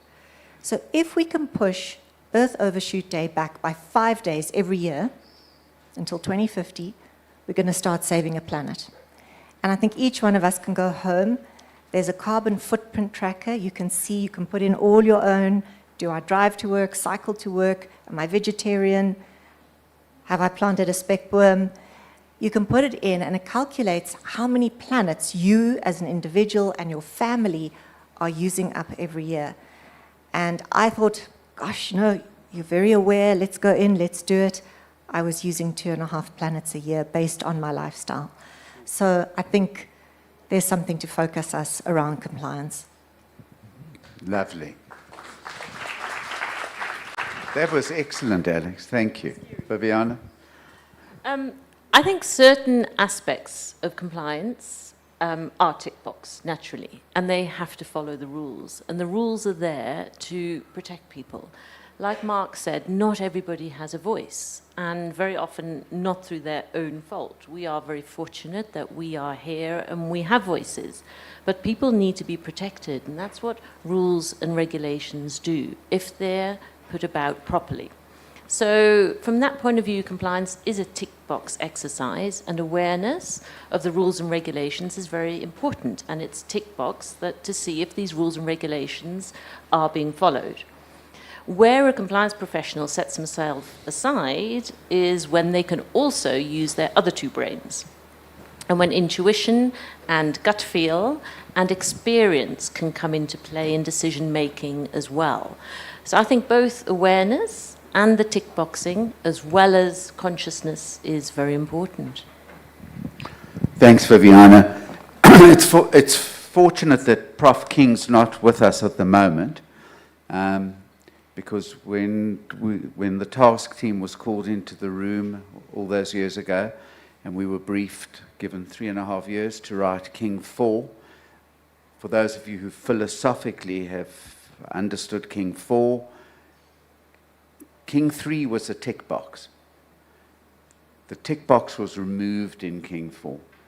King 4 was an intellectually challenging corporate governance code, which took away the tick box. And Mervin strongly believes that there shouldn't be a tick box and that we should be intellectually questioning ourselves before we give the answers. Just a thought on tick box. Going to point 2, because I know there's a man over there who reminds me of the people at the Grand Prix who holds up signs, and he does it with a very miserable face and tells you about the minutes, and being a very compliant lawyer, I need to follow the law. I'm going to move on. I think we all agree that the culture of an organization is most critical, being the invisible bond which ties members of the organization together. The human activity, behavior, and commitment represent the culture of an organization. The culture lies in its close association with the way that employees think and work. Do you agree that nothing affects an organization more than its culture, and that its culture plays a huge role in ensuring conscious over compliance? I'm going to start with you, Mark, and we'll go around the other. Very, very much so. I believe that, human beings, great leaders, live, they shine, and unfortunately the human condition is one where we die. Values, and therefore the culture, live on forever. So if you're looking at sustainability in an organization, necessarily you've got to ask yourself the question, are you living those values such that they are in fact going to be sustainable, not just necessarily posters on a wall? Alex? So you last for me. We often hear culture eats strategy for breakfast. There are some really, really good books out there that look into this. So Arie de Geus, The Living Company, he wanted to understand ex-Shell person, so really trying to understand what has helped companies live beyond 100 years. And I use the word live because companies are made up of people. And interestingly, those that had made it to about 400 years were often based in Japan and were based on cultural development. So companies that had deep-seated values, which is people embodied, and lived as a culture. So interesting bedtime reading if you've got a chance. Absolutely. I think, Michael, culture is everything in a company today. Not enough is paid attention to it. And culture comes from the top. And one of the things that's missing a lot, and not just in corporates, I think it's in all spheres of life at the moment, is trust. And if there is no trust in culture, then it blocks the flow of information. And that is so important, that people know what is happening in a company from the bottom to the top. And one needs to be able to trust each other to be able to have that flow of information. And then where compliance is also coming in, and how compliance is changing very much in corporates, is that compliance is no longer the policeman that come and wag the stick at everybody and stop business. They are there to hold people's hand and foster a culture of ethical business. And they're to walk alongside the company. They're not there to beat people up and stop the business anymore. And that's a big change that's happening within the compliance sector. Yeah. Thank you. Yes, I agree with everything the previous speakers have said. I suppose the way I would see culture is it's part of what binds everything together. That to use an analogy, it's like going from a set of individuals to an organization. It's like going from a lot of single cellular organisms to a multicellular organism, and the culture is part of what. So for me, culture determines what one becomes as a whole, and because of that, it's absolutely essential. You could take the same group of people, apply a different culture, and the whole would be something different. And I do, although perhaps I sounded negative about compliance before, I do believe that compliance is a very good tool to implement some of these things. But as everybody's saying, it's the consciousness that's the key, that's the deeper part. Right, thanks so much. Okay, so no sign yet, so we're okay. We've got some credit, some conscious company credits. Okay. It would be unthinkable for us, I'm sure you will agree, as a panel dealing with conscious over compliance, not to conclude with reference to the open letter, which I'm sure many of you have seen, signed by dozens of academics from around the world, calling on artificial intelligence developers to learn more about consciousness as AI systems become more advanced. We all know, of course, that AI systems have no feelings, no human-level consciousness, and that AI is, in fact, nowhere near the level of sophistication that it should be. But AI will play a critically important, ever-present role in compliance, and that we're not going to be able to fight. So my question to this learned panel is, how do we ensure that consciousness is present in AI-generated compliance, bearing in mind the fact that although young people believe that that human beings will play no role, the two robots will come together, produce a computer, and that will replace human beings and the world.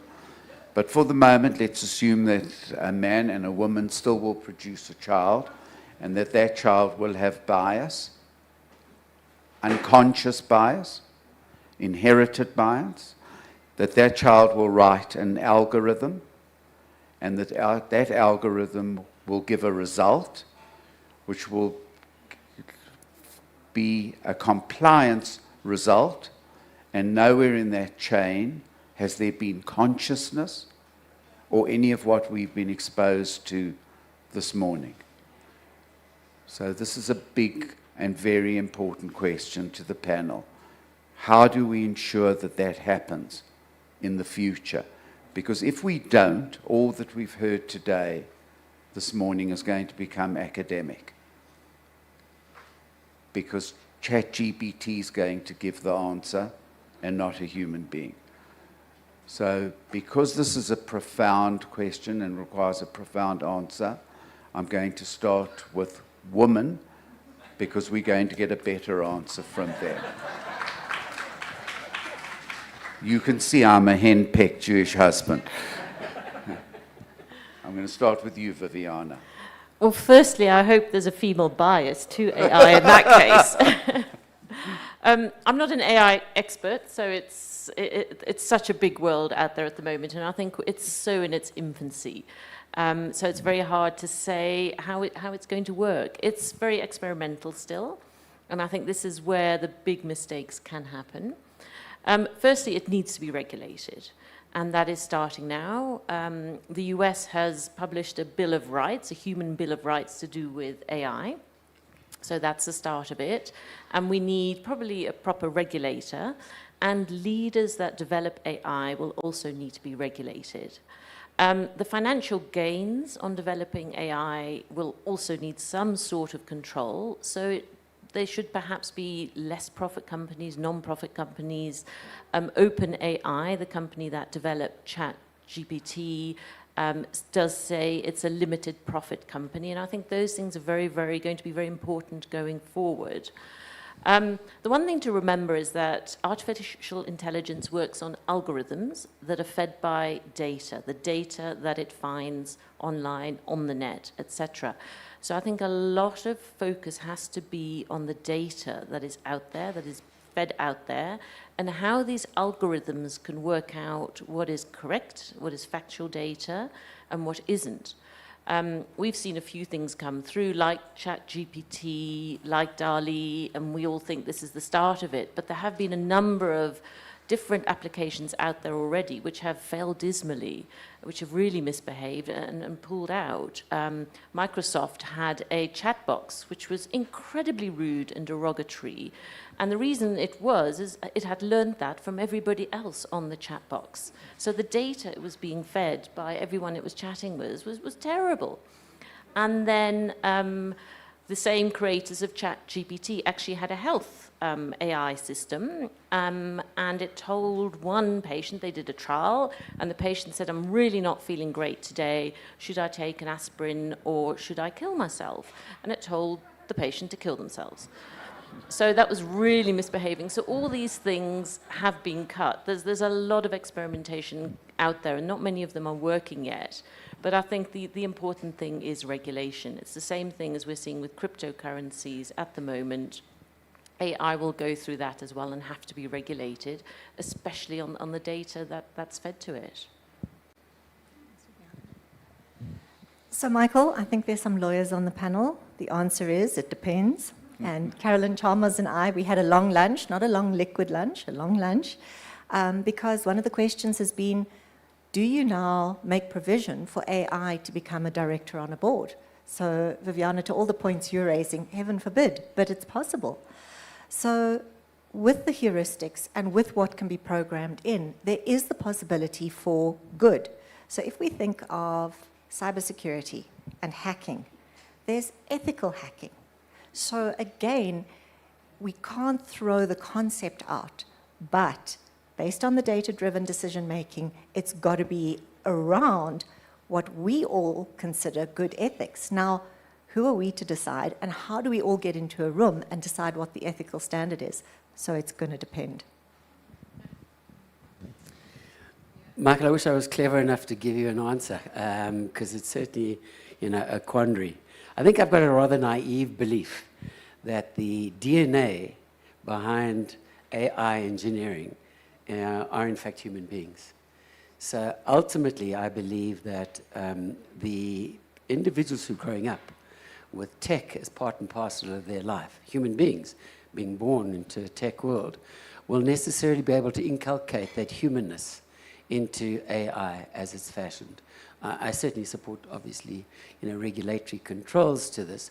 But at the same time, I think that when the human mind is freed up from more of the menial tasks that AI will be able to perform, it itself will regenerate new ways of humanness, consciousness into AI. And that's maybe a naive belief, but it's one that I'm holding on to.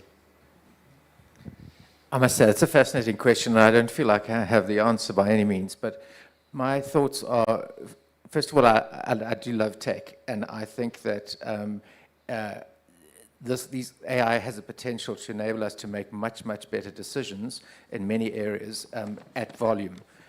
So, for example, too many important decisions, particularly about ecological matters, are ultimately going to appeal to a politician of some kind who's not the right person to make that decision. So I think there's a lot of potential there. But I think we do, as everybody's been saying, have to be very conscious of the limitations. And I would like to say that I think two important things. One is we need to recognize that one of the things that some people are good at is wisdom. And indigenous systems prize wisdom for decision makers. You have elders are making the decisions, and they're not just old people, they're people who've been selected for their wisdom. That is a word which is not used at all in decision making in our society. You don't hear politicians being evaluated on the basis of their wisdom or selected on that basis. And that's a very human quality.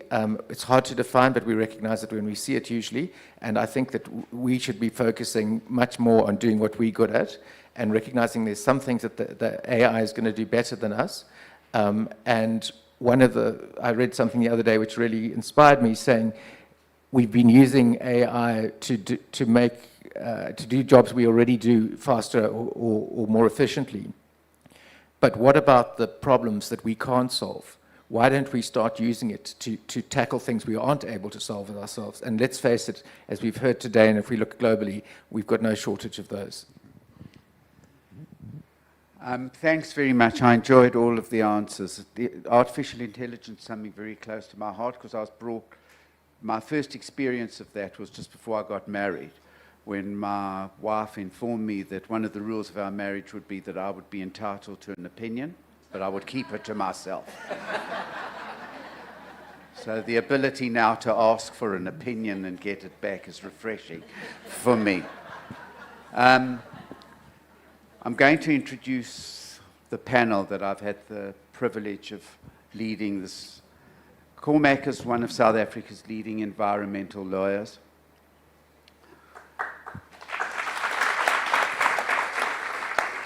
I had the incredible pleasure of knowing Mark's late father.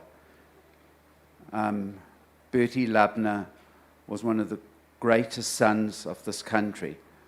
Bertie Lubner was a human, an incredibly successful businessman, but one of the most beautiful, wonderful human beings that this country's ever produced.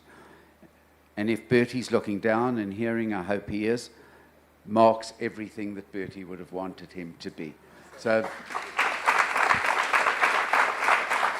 successful, and that Benjamin Franklin test applies to every day of Mark's life. Alex is the green face of Sasol. She makes sure that Sasol's board know every day about ESG, about the planet, about humanity. So thank you. I know sometimes it's a difficult role, but you do it wonderfully.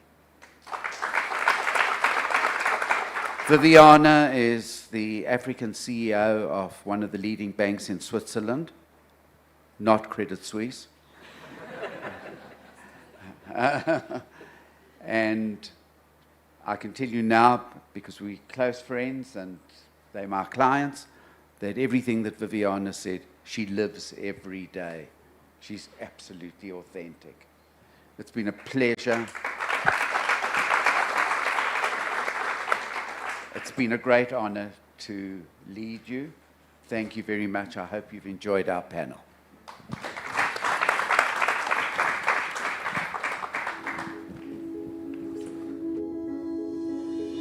Conscious Leadership and Ethics Summit 2023 is taking place in May in Johannesburg.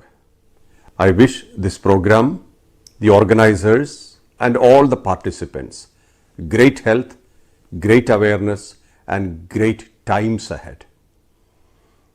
When we talk about ethics, that's fundamental to maintain our conscience. Conscience is severely affected when we do things unethical. the effects of our unethical action, at least over the last 100 years, are visible now on the face of earth. We have seen many disasters, man-made disasters and natural disasters. They are interconnected. We can't call them as standalone. We have experienced many disasters. And when we look at the root cause of it, such as global warming, we can see the human insensitivity behind it all, the greed factor. The ethics is severely compromised. When we do things unethical, we are denying a great future to our own children. We forget that. In the mad chase for material wealth, we forget our inner strength, inner world, the world where love sprouts, compassion, kindness lives, and also righteousness as law exists within us. We forget that, and what we do unethically, even unconsciously, it affects the entire world, the generations to come. So it's very important that we measure each step now. It's not too late. It is late if we consider last 50 years, what we could have controlled or what we could have contained. Since the last 50 years, we can't reverse that anymore. Life has progressed, world has progressed, time has progressed. We have to do whatever we can now, right now. Now is the only time. Past is over. We can't do anything about it. Future is just an expectation, but we don't have it right now. Right now, what we can do, our decisions, the decisions that we make right now makes a lot of difference for the future generations. It also includes the ecology, the forests, the cities, the mountains, the seas, every place. It affects water, it affects earth, it affects air, space, every place. Our decisions today, our policies today, what our decision makers do has a lot of impact on us and the next generations to come. We got to be very careful. We cannot experiment on us anymore. We have to be ethical, we have to be aware. And today, as we talk, we are almost walking a razor's edge. We have seen COVID paralyzing the entire world, entire economy. It affected much business. Many business establishments were affected. Production was affected. Distribution was affected. Costs soared. Even now, we are suffering in that particular scenario. So what is needed today? A complete overhauling, a change in thought process. What we need today is 100% ethical and what does not affect our immune system, which is conscience. Conscience is the immune system of our mind. If conscience is affected, then we are prone to mental illnesses, aberrations, insensitivity. So it's important that we come together, we support each other beyond countries, beyond colors, beyond cultures, beyond languages, beyond religions. We support each other, sustain each other, and also help sustain the nature. Nature is vital. We should completely merge human rights with animal rights. Birds, fishes, everybody, every being has rights. We should merge them all together and respect each other. We should bring forth a culture of respect along with ethics, and then we bring forth a great new world. I wish the summit and all the people participating in it great health, great vitality, and also great success. This is Mohanji for you.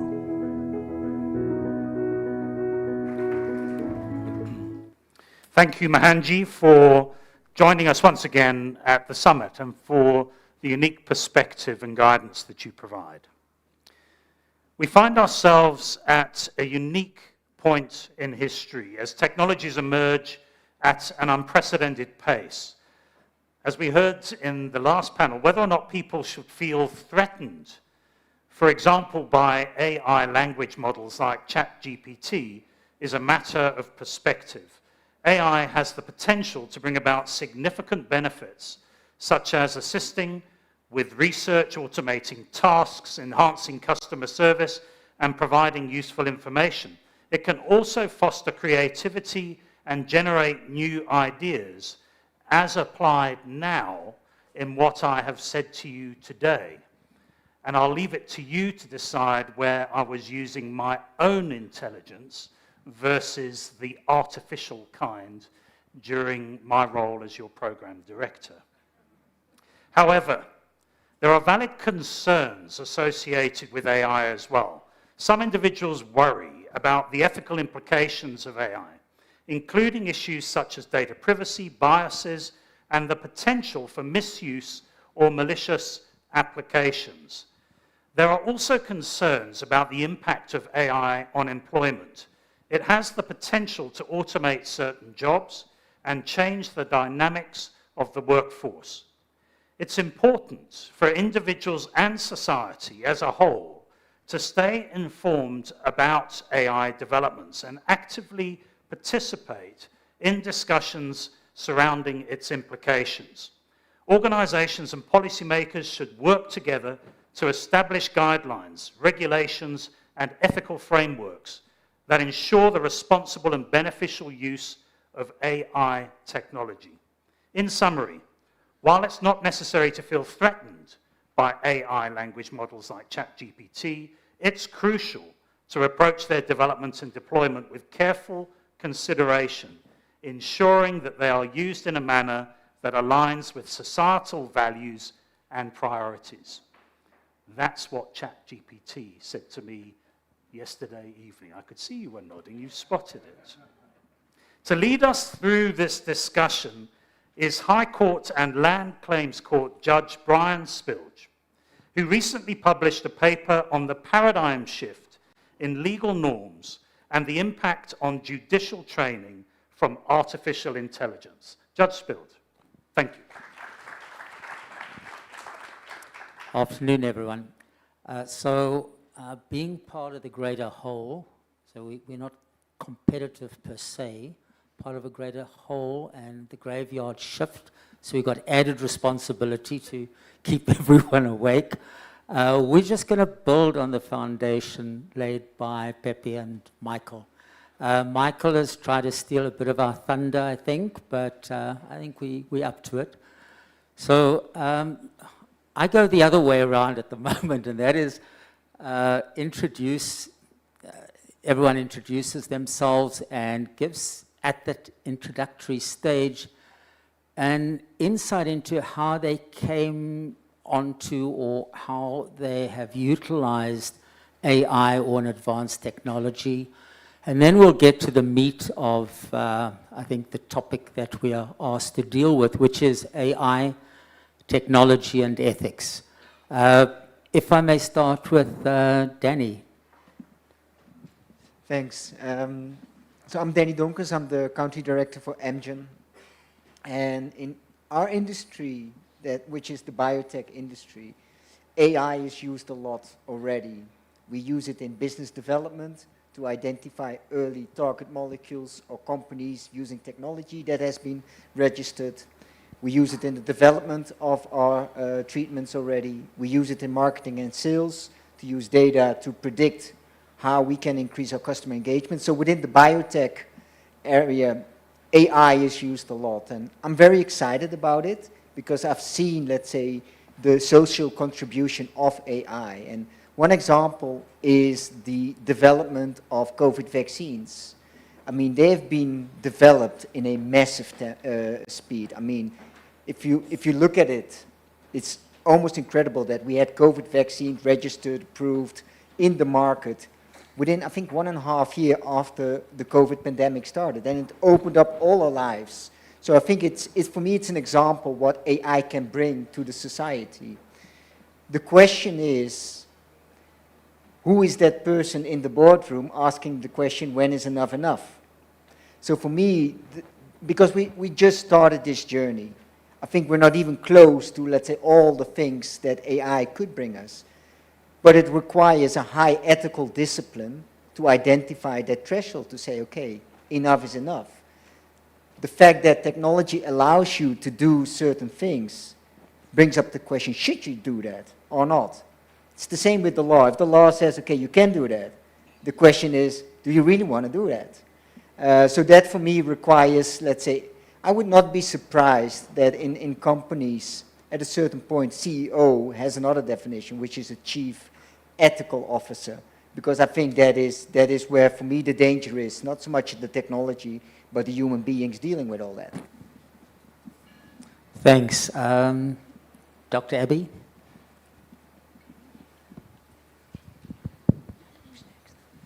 All right. I am Dr. Abby Nanda.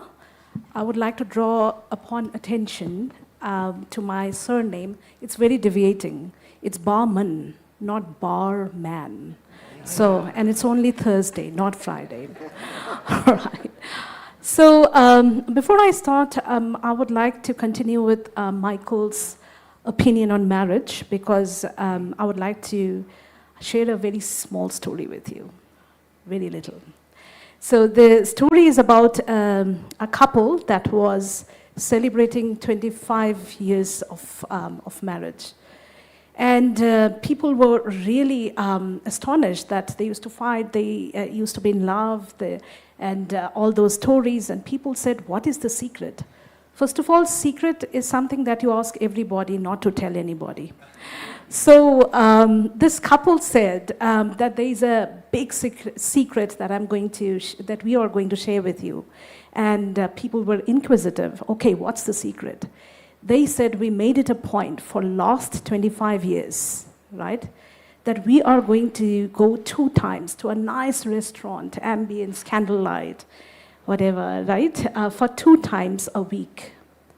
I used to go on Saturdays, and she used to go on Tuesdays. So AI tells you exactly what to do and what not to do. All right. I am the academic dean of CTU Training Solutions.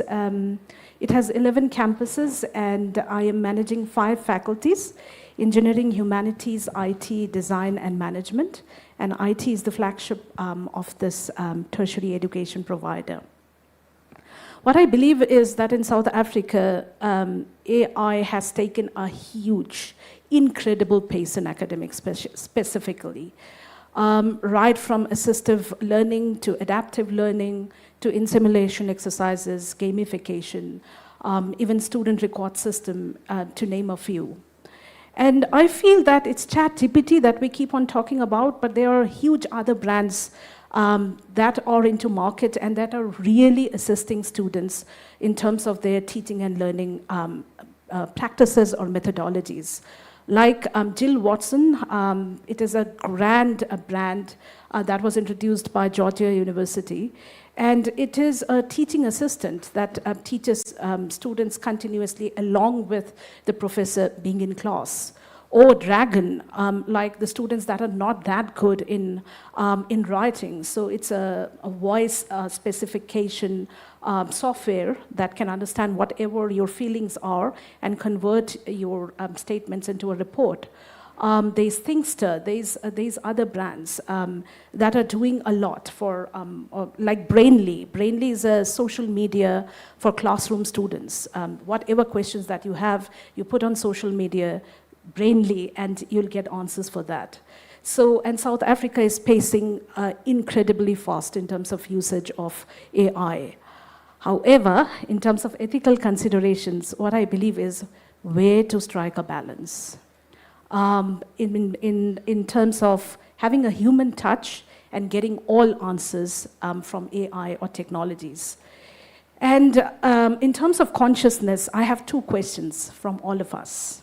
We all are parents, and I am acting as a voice of these fresher students, 5,000, 6,000 students on board that ask these questions to us on a daily basis. The first one, to all of us as conscious parents, is sharenting. What is sharenting? Sharenting is parents having the right to share the achievements of their kids or children or youngsters. that my kid has achieved this or graduated or this and that on social media without taking their consent. So are we as parents or as leaders leading to imposter syndrome, like Dr. Pillai said, giving a pressure on all these students sharing their content as our parents because it is our birthright? Do we have the right to do that? A lot of students deny that because that is leading to imposter syndrome. The second one that these students ask questions to all of us is affluenza. Affluenza means influenza of showing affluence. CEOs, doctors, judges, deans, owners, and this is what we are we transferring this to our next generation by default? If not, why we ask them that 34.1% unemployment rate, we are sitting in here, but then they are also under constant pressure of their parents having or suffering from affluenza, showing influence or showing their affluence, right, on social media or on various other platforms. So there is where the question for all of us is that how do we practice consciousness in terms of transferring this information to the young generation? Thank you. Thanks. Dr. Kamlan? Thanks, Brian. I'm Kamlan Pillai. I sit here wearing several hats. One of them is as a clinician, medical doctor, but also I'm the CEO of an organization which is heavily invested along the value chain in the healthcare space. So we have bricks and mortar businesses from hospitals and clinics. We also have a technology business which runs the back end of those hospitals, and also other components of the healthcare value chain. And I think, as a conscious leader, we have an ethical responsibility to understand AI in how its applications can also advance or retract in the development of our businesses. And when it comes to these type of technologies, it's very much the same as a scalpel. It can either be used to be good, do good, or it can actually be used to create great harm. So we should never, approach these type of things by throwing the baby out with the bathwater. Even though AI can appear extremely scary, because what it really does is it amplifies biases currently, because we use AI based on the data that we actually are able to glean from various different sources. And what we will find over the next several years is that as the data becomes more robust, the insights that we will be able to glean out of AI will actually become more intelligible. And so we're sitting with a highly valuable tool. And as I mentioned again, the tool is not evil, neither is it good.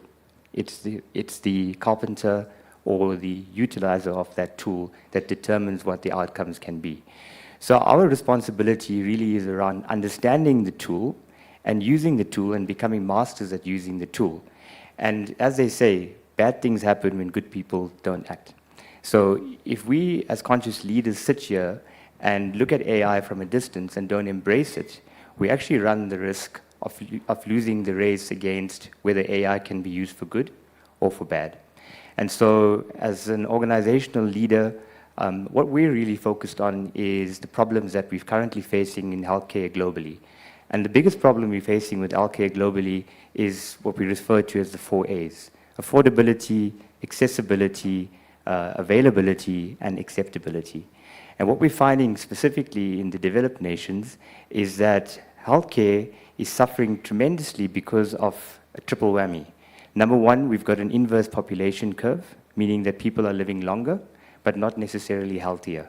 And what that translates into is that the actuarial calculations for people to live to 90 and 100 years old doesn't support the pension funds and the healthcare schemes. And so that then translates into a double whammy. If people are not living healthier, they're actually not economically active and incapable of being economically active, which then leads to them taking out of the system.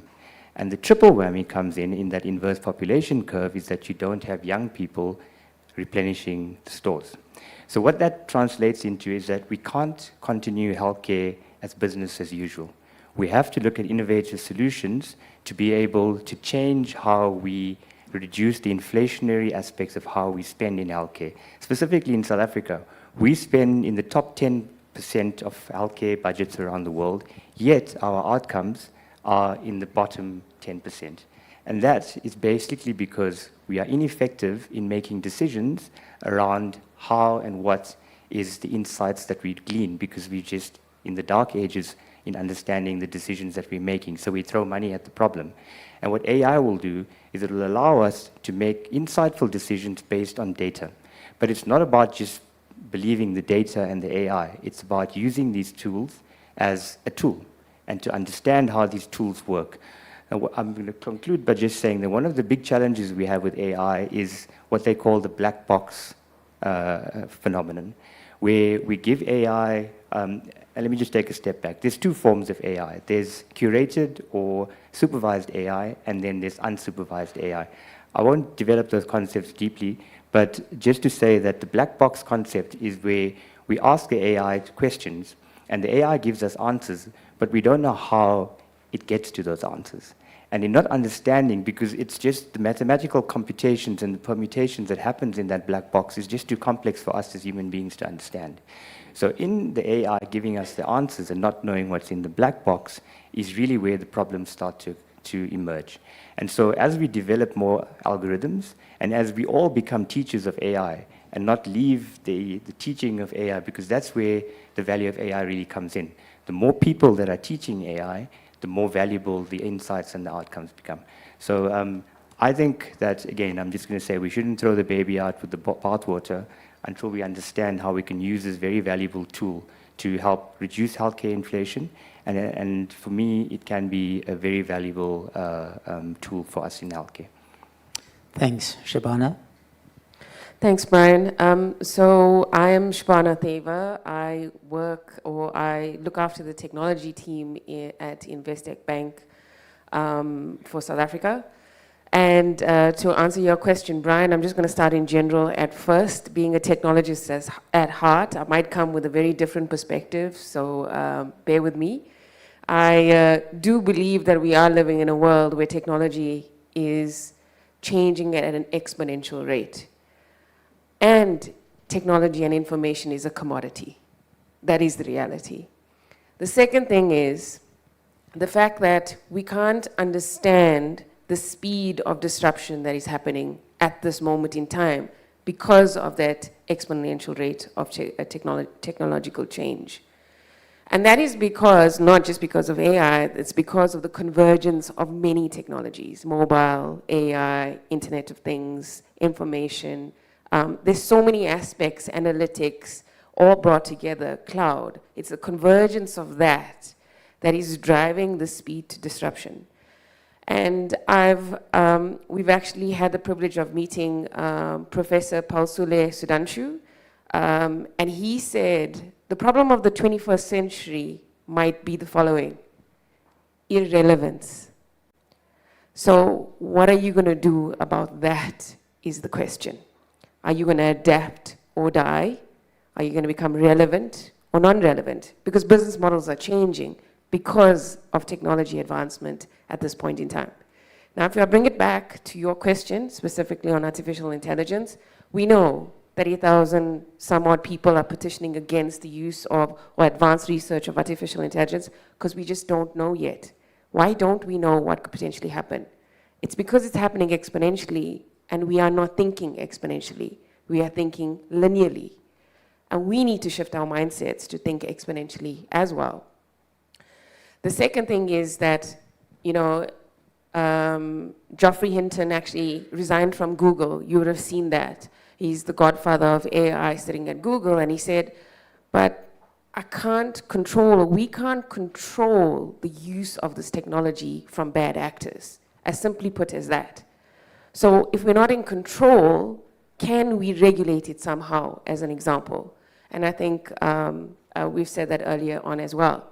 But if I bring it back home, and I've read your paper as well, Brian, and I think one of the things that you said in your paper was the fact that convenience for people is trumping a lot of things. And in so doing, we're making these decisions. I mean, from my background, being in technology, convenience does matter. Operational efficiency does matter. But do we talk about the net gain when we create operational efficiency? We don't. We don't talk about the time that we've given back. We don't talk about the new skills that we are building. We don't talk about the economic output that we are giving to the economy, to the organization, to our employees. We don't talk about from that lens. And those are the things that we need to be starting to talk about. At the end of the day, working in the financial services industry, I have an obligation, and so does every other company out there. It's privacy, data protection, security, amongst many other things. So how do I make those decisions when it comes to the use of technology in what I do every day? The idea is that I want to give convenience to everyone out there. I want to make our people productive. I want to add to the economy. I want to build the new skills that are going to power up who South Africa would be in the future. And those are the things I want to invest my time and effort in. I want to humanize my relationship with everyone, whether it's my employees or whether it's my clients, through a digital medium. But I want to make the right choices. How do I make the right choices? Thanks. Duncan. Thanks very much, Brian. My name is Duncan McLeod. I'm the editor of a technology news website called Tech Central. You can find us online at techcentral.co.za. And thanks, Brenda, for the invitation to speak at this important conference. As I said, I'm a journalist, the only journalist on this panel, and I'm going to do what comes naturally to journalists, and that's talk about the news. There was an important event last night in the US, the Google I/O Developer Conference. Did anyone in this audience watch it? No one? Okay, I'll tell you briefly about it. I know we don't have much time. Actually, let me ask you a second question. Has anyone here read The Hitchhiker's Guide to the Galaxy by Douglas Adams? About a third of the audience, good. Those who've read the book will know there's a little creature called the babblefish. It's a universal translator. If I remember correctly, I read The Hitchhiker's Guide probably 25 years ago.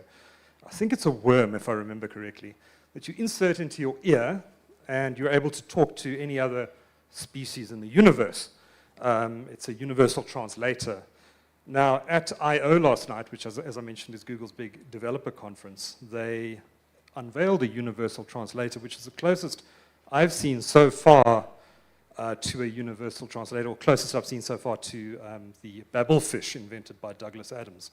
And they launched a new folding smartphone, which they demonstrated. And I think in the demonstration, they had an American man in Korea talking to a Korean woman, and they were both talking their own languages, in the American's case, speaking English, and in the Korean woman's case, speaking Korean. And they were having a real-time conversation while the man held up the folding phone, which has screens on both sides, and they were able to read the conversation in real time as they were talking to each other.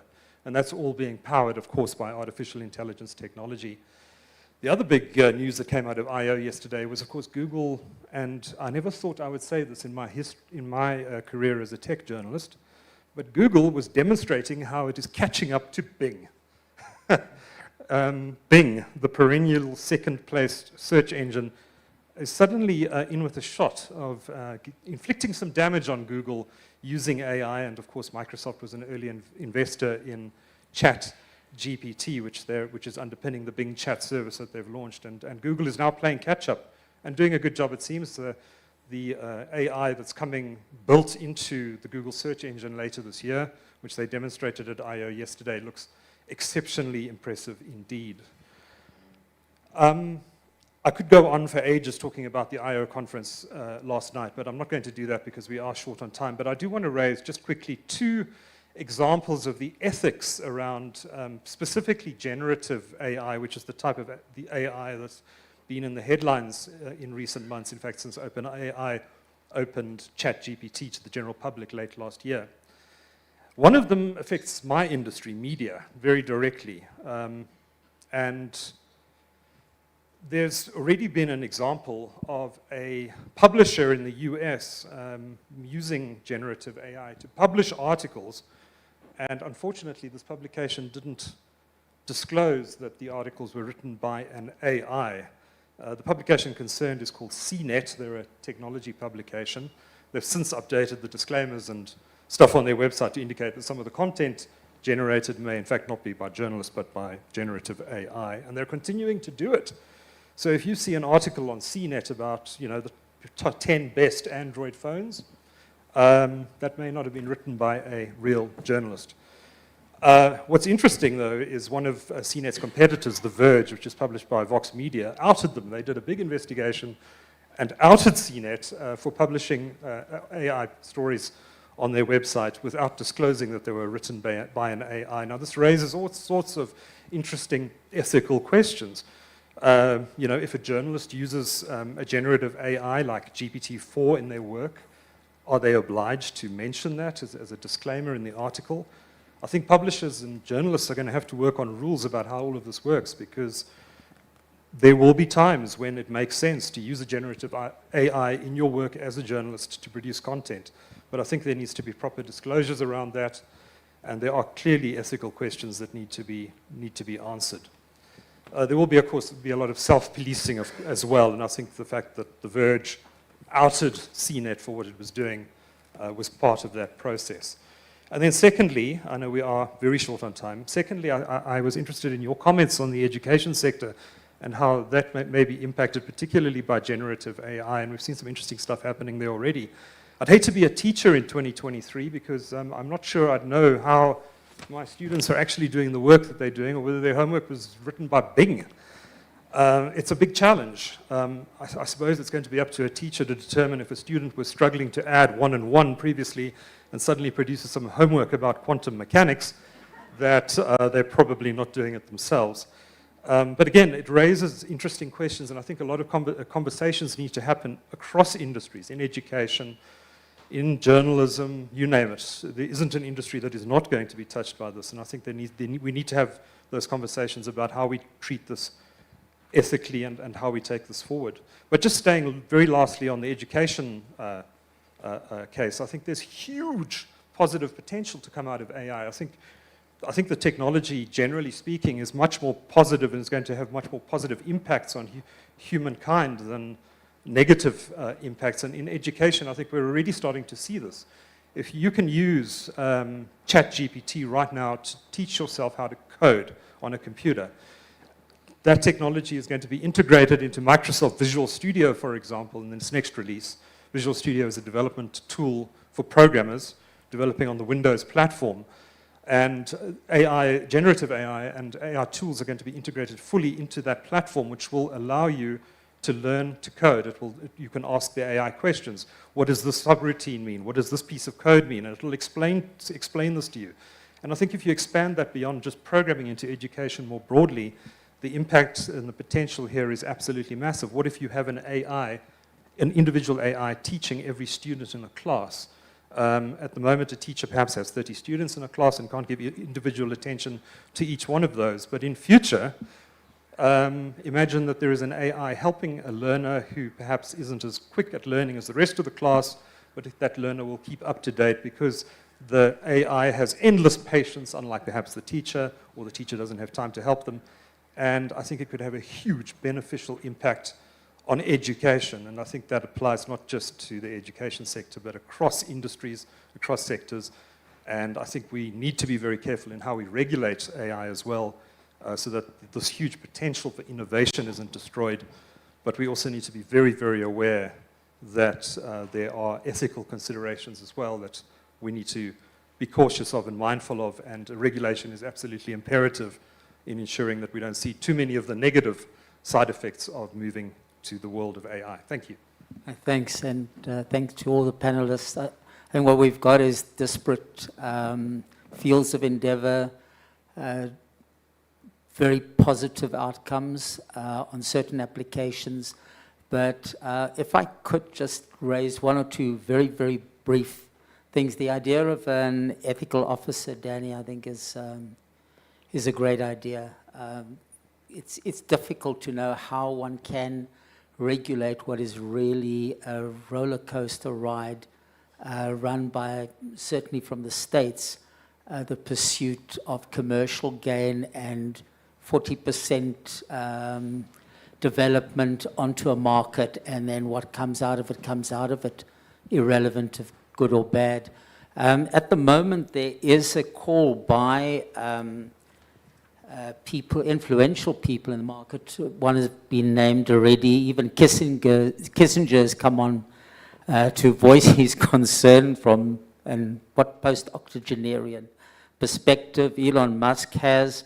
And what they're looking at is more or less the following, that a form of oversight involving the following: rigorous independent testing of products using AI. I do not know how that can come about. Machine learning is a point where no human interface, no ethical considerations. We could have a 20-year-old Stanford graduate deciding on discrimination, deciding he's inarticulate. I'm saying his inarticulate biases. Very interesting analogy, not analogy, event, two, in fact, very briefly. One is, you'd think a dating site, and this is purely out of academic interest, I assure you, you'd think it would be neutral. But the first thing is, what is the programmer in those days? You still had programmers. What did the programmer instruct the algorithm to do? First question, who was the suitor?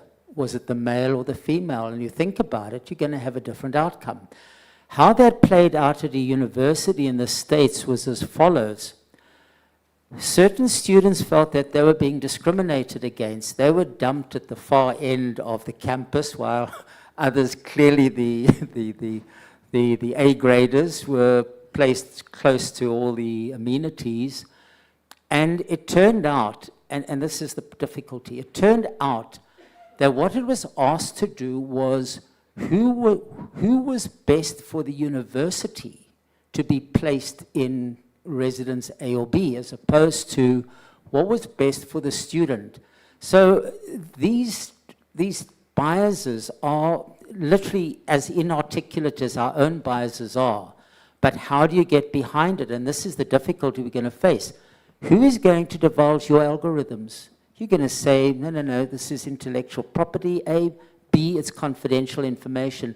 I can see massive lawsuits coming about, and we're just going to get further and further removed from the essence of it, and that is, how do we establish a dignity for those who are users, and ensure that those who are on the other end of it, the ones who either doing it for commercial enterprise, military outcomes, or political outcomes, you will remember Analytica, was it Cambridge Analytica, how they influence subliminally outcomes. So these are the 4 points that are raised. So I've read one of them. The next is protect from discriminatory bias in algorithms. Next, data privacy. Next, users must be notified when they are using an automated product and how its decisions affect them. This is wonderful, but how does it ever get into the real world? And then lastly, users can opt out of AI systems in favor of human alternatives. The pros and the cons, but the reality, and I'd like to leave you with this last thought. First is, this is the first time we will be abdicating to machines the process of finding solutions to attain a desired income. And second, and not too removed from the first, is, are we as humans being reduced to a commodity, and are we unwittingly being deprived of free will? Thank you.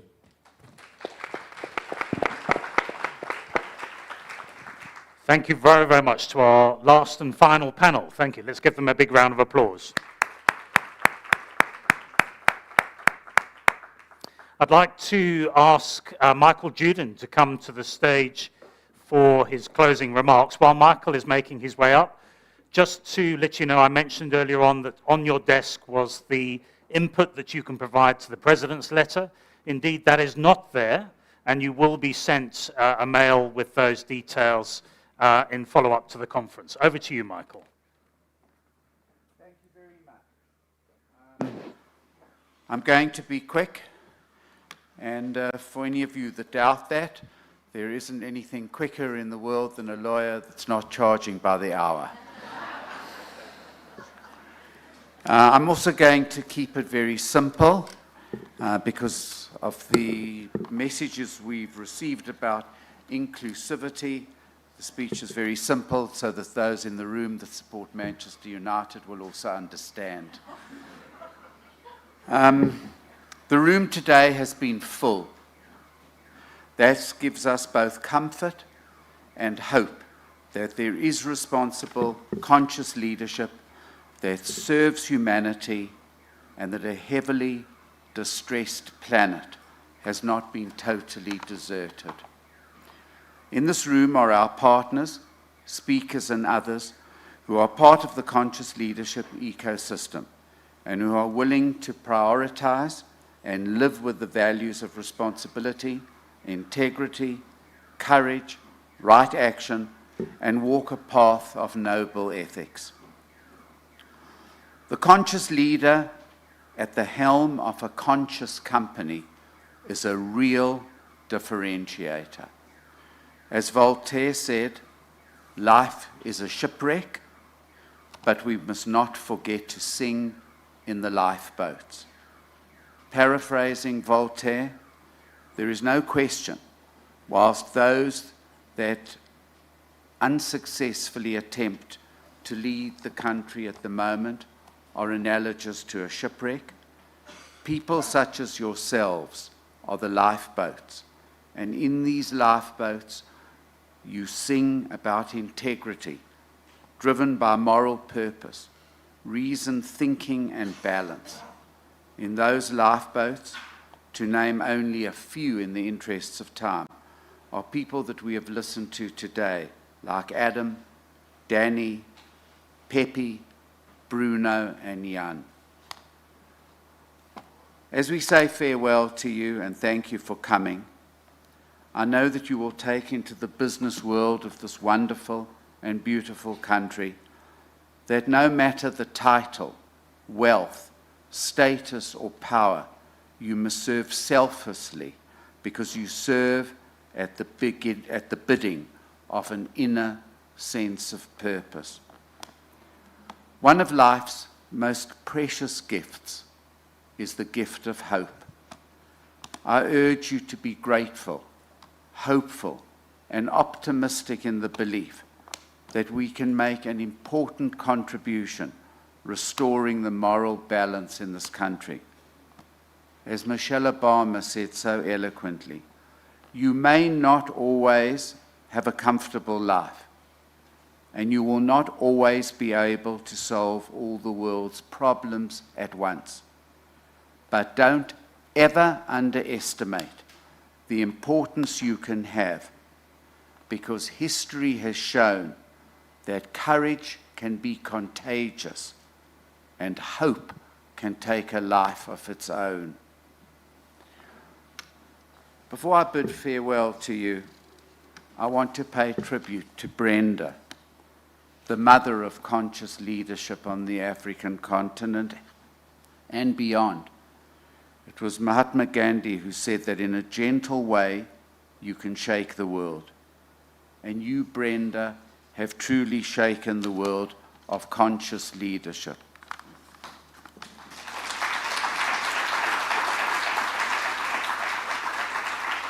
You live your life by lifting others. You have gone into the world to do good. Even though the world is large, you have made a world of difference.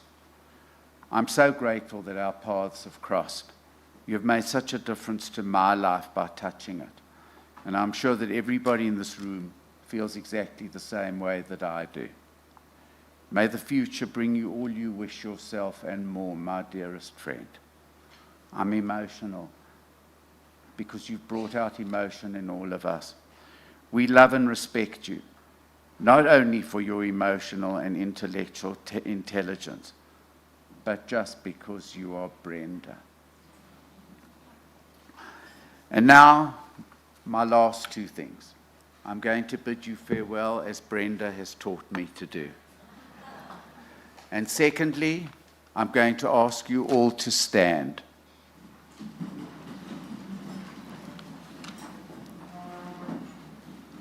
I'm going to ask you, not as Donald Trump hugs, but just to give a gentle hug to the person on each side of you. Wish them well with warmth in your heart.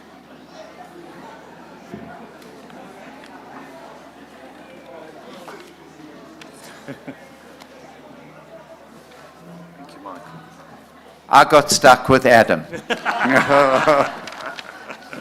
Thank you very much, Michael, and thank you to all of you that have joined us here today in person in Johannesburg and virtually on our YouTube channel via live stream.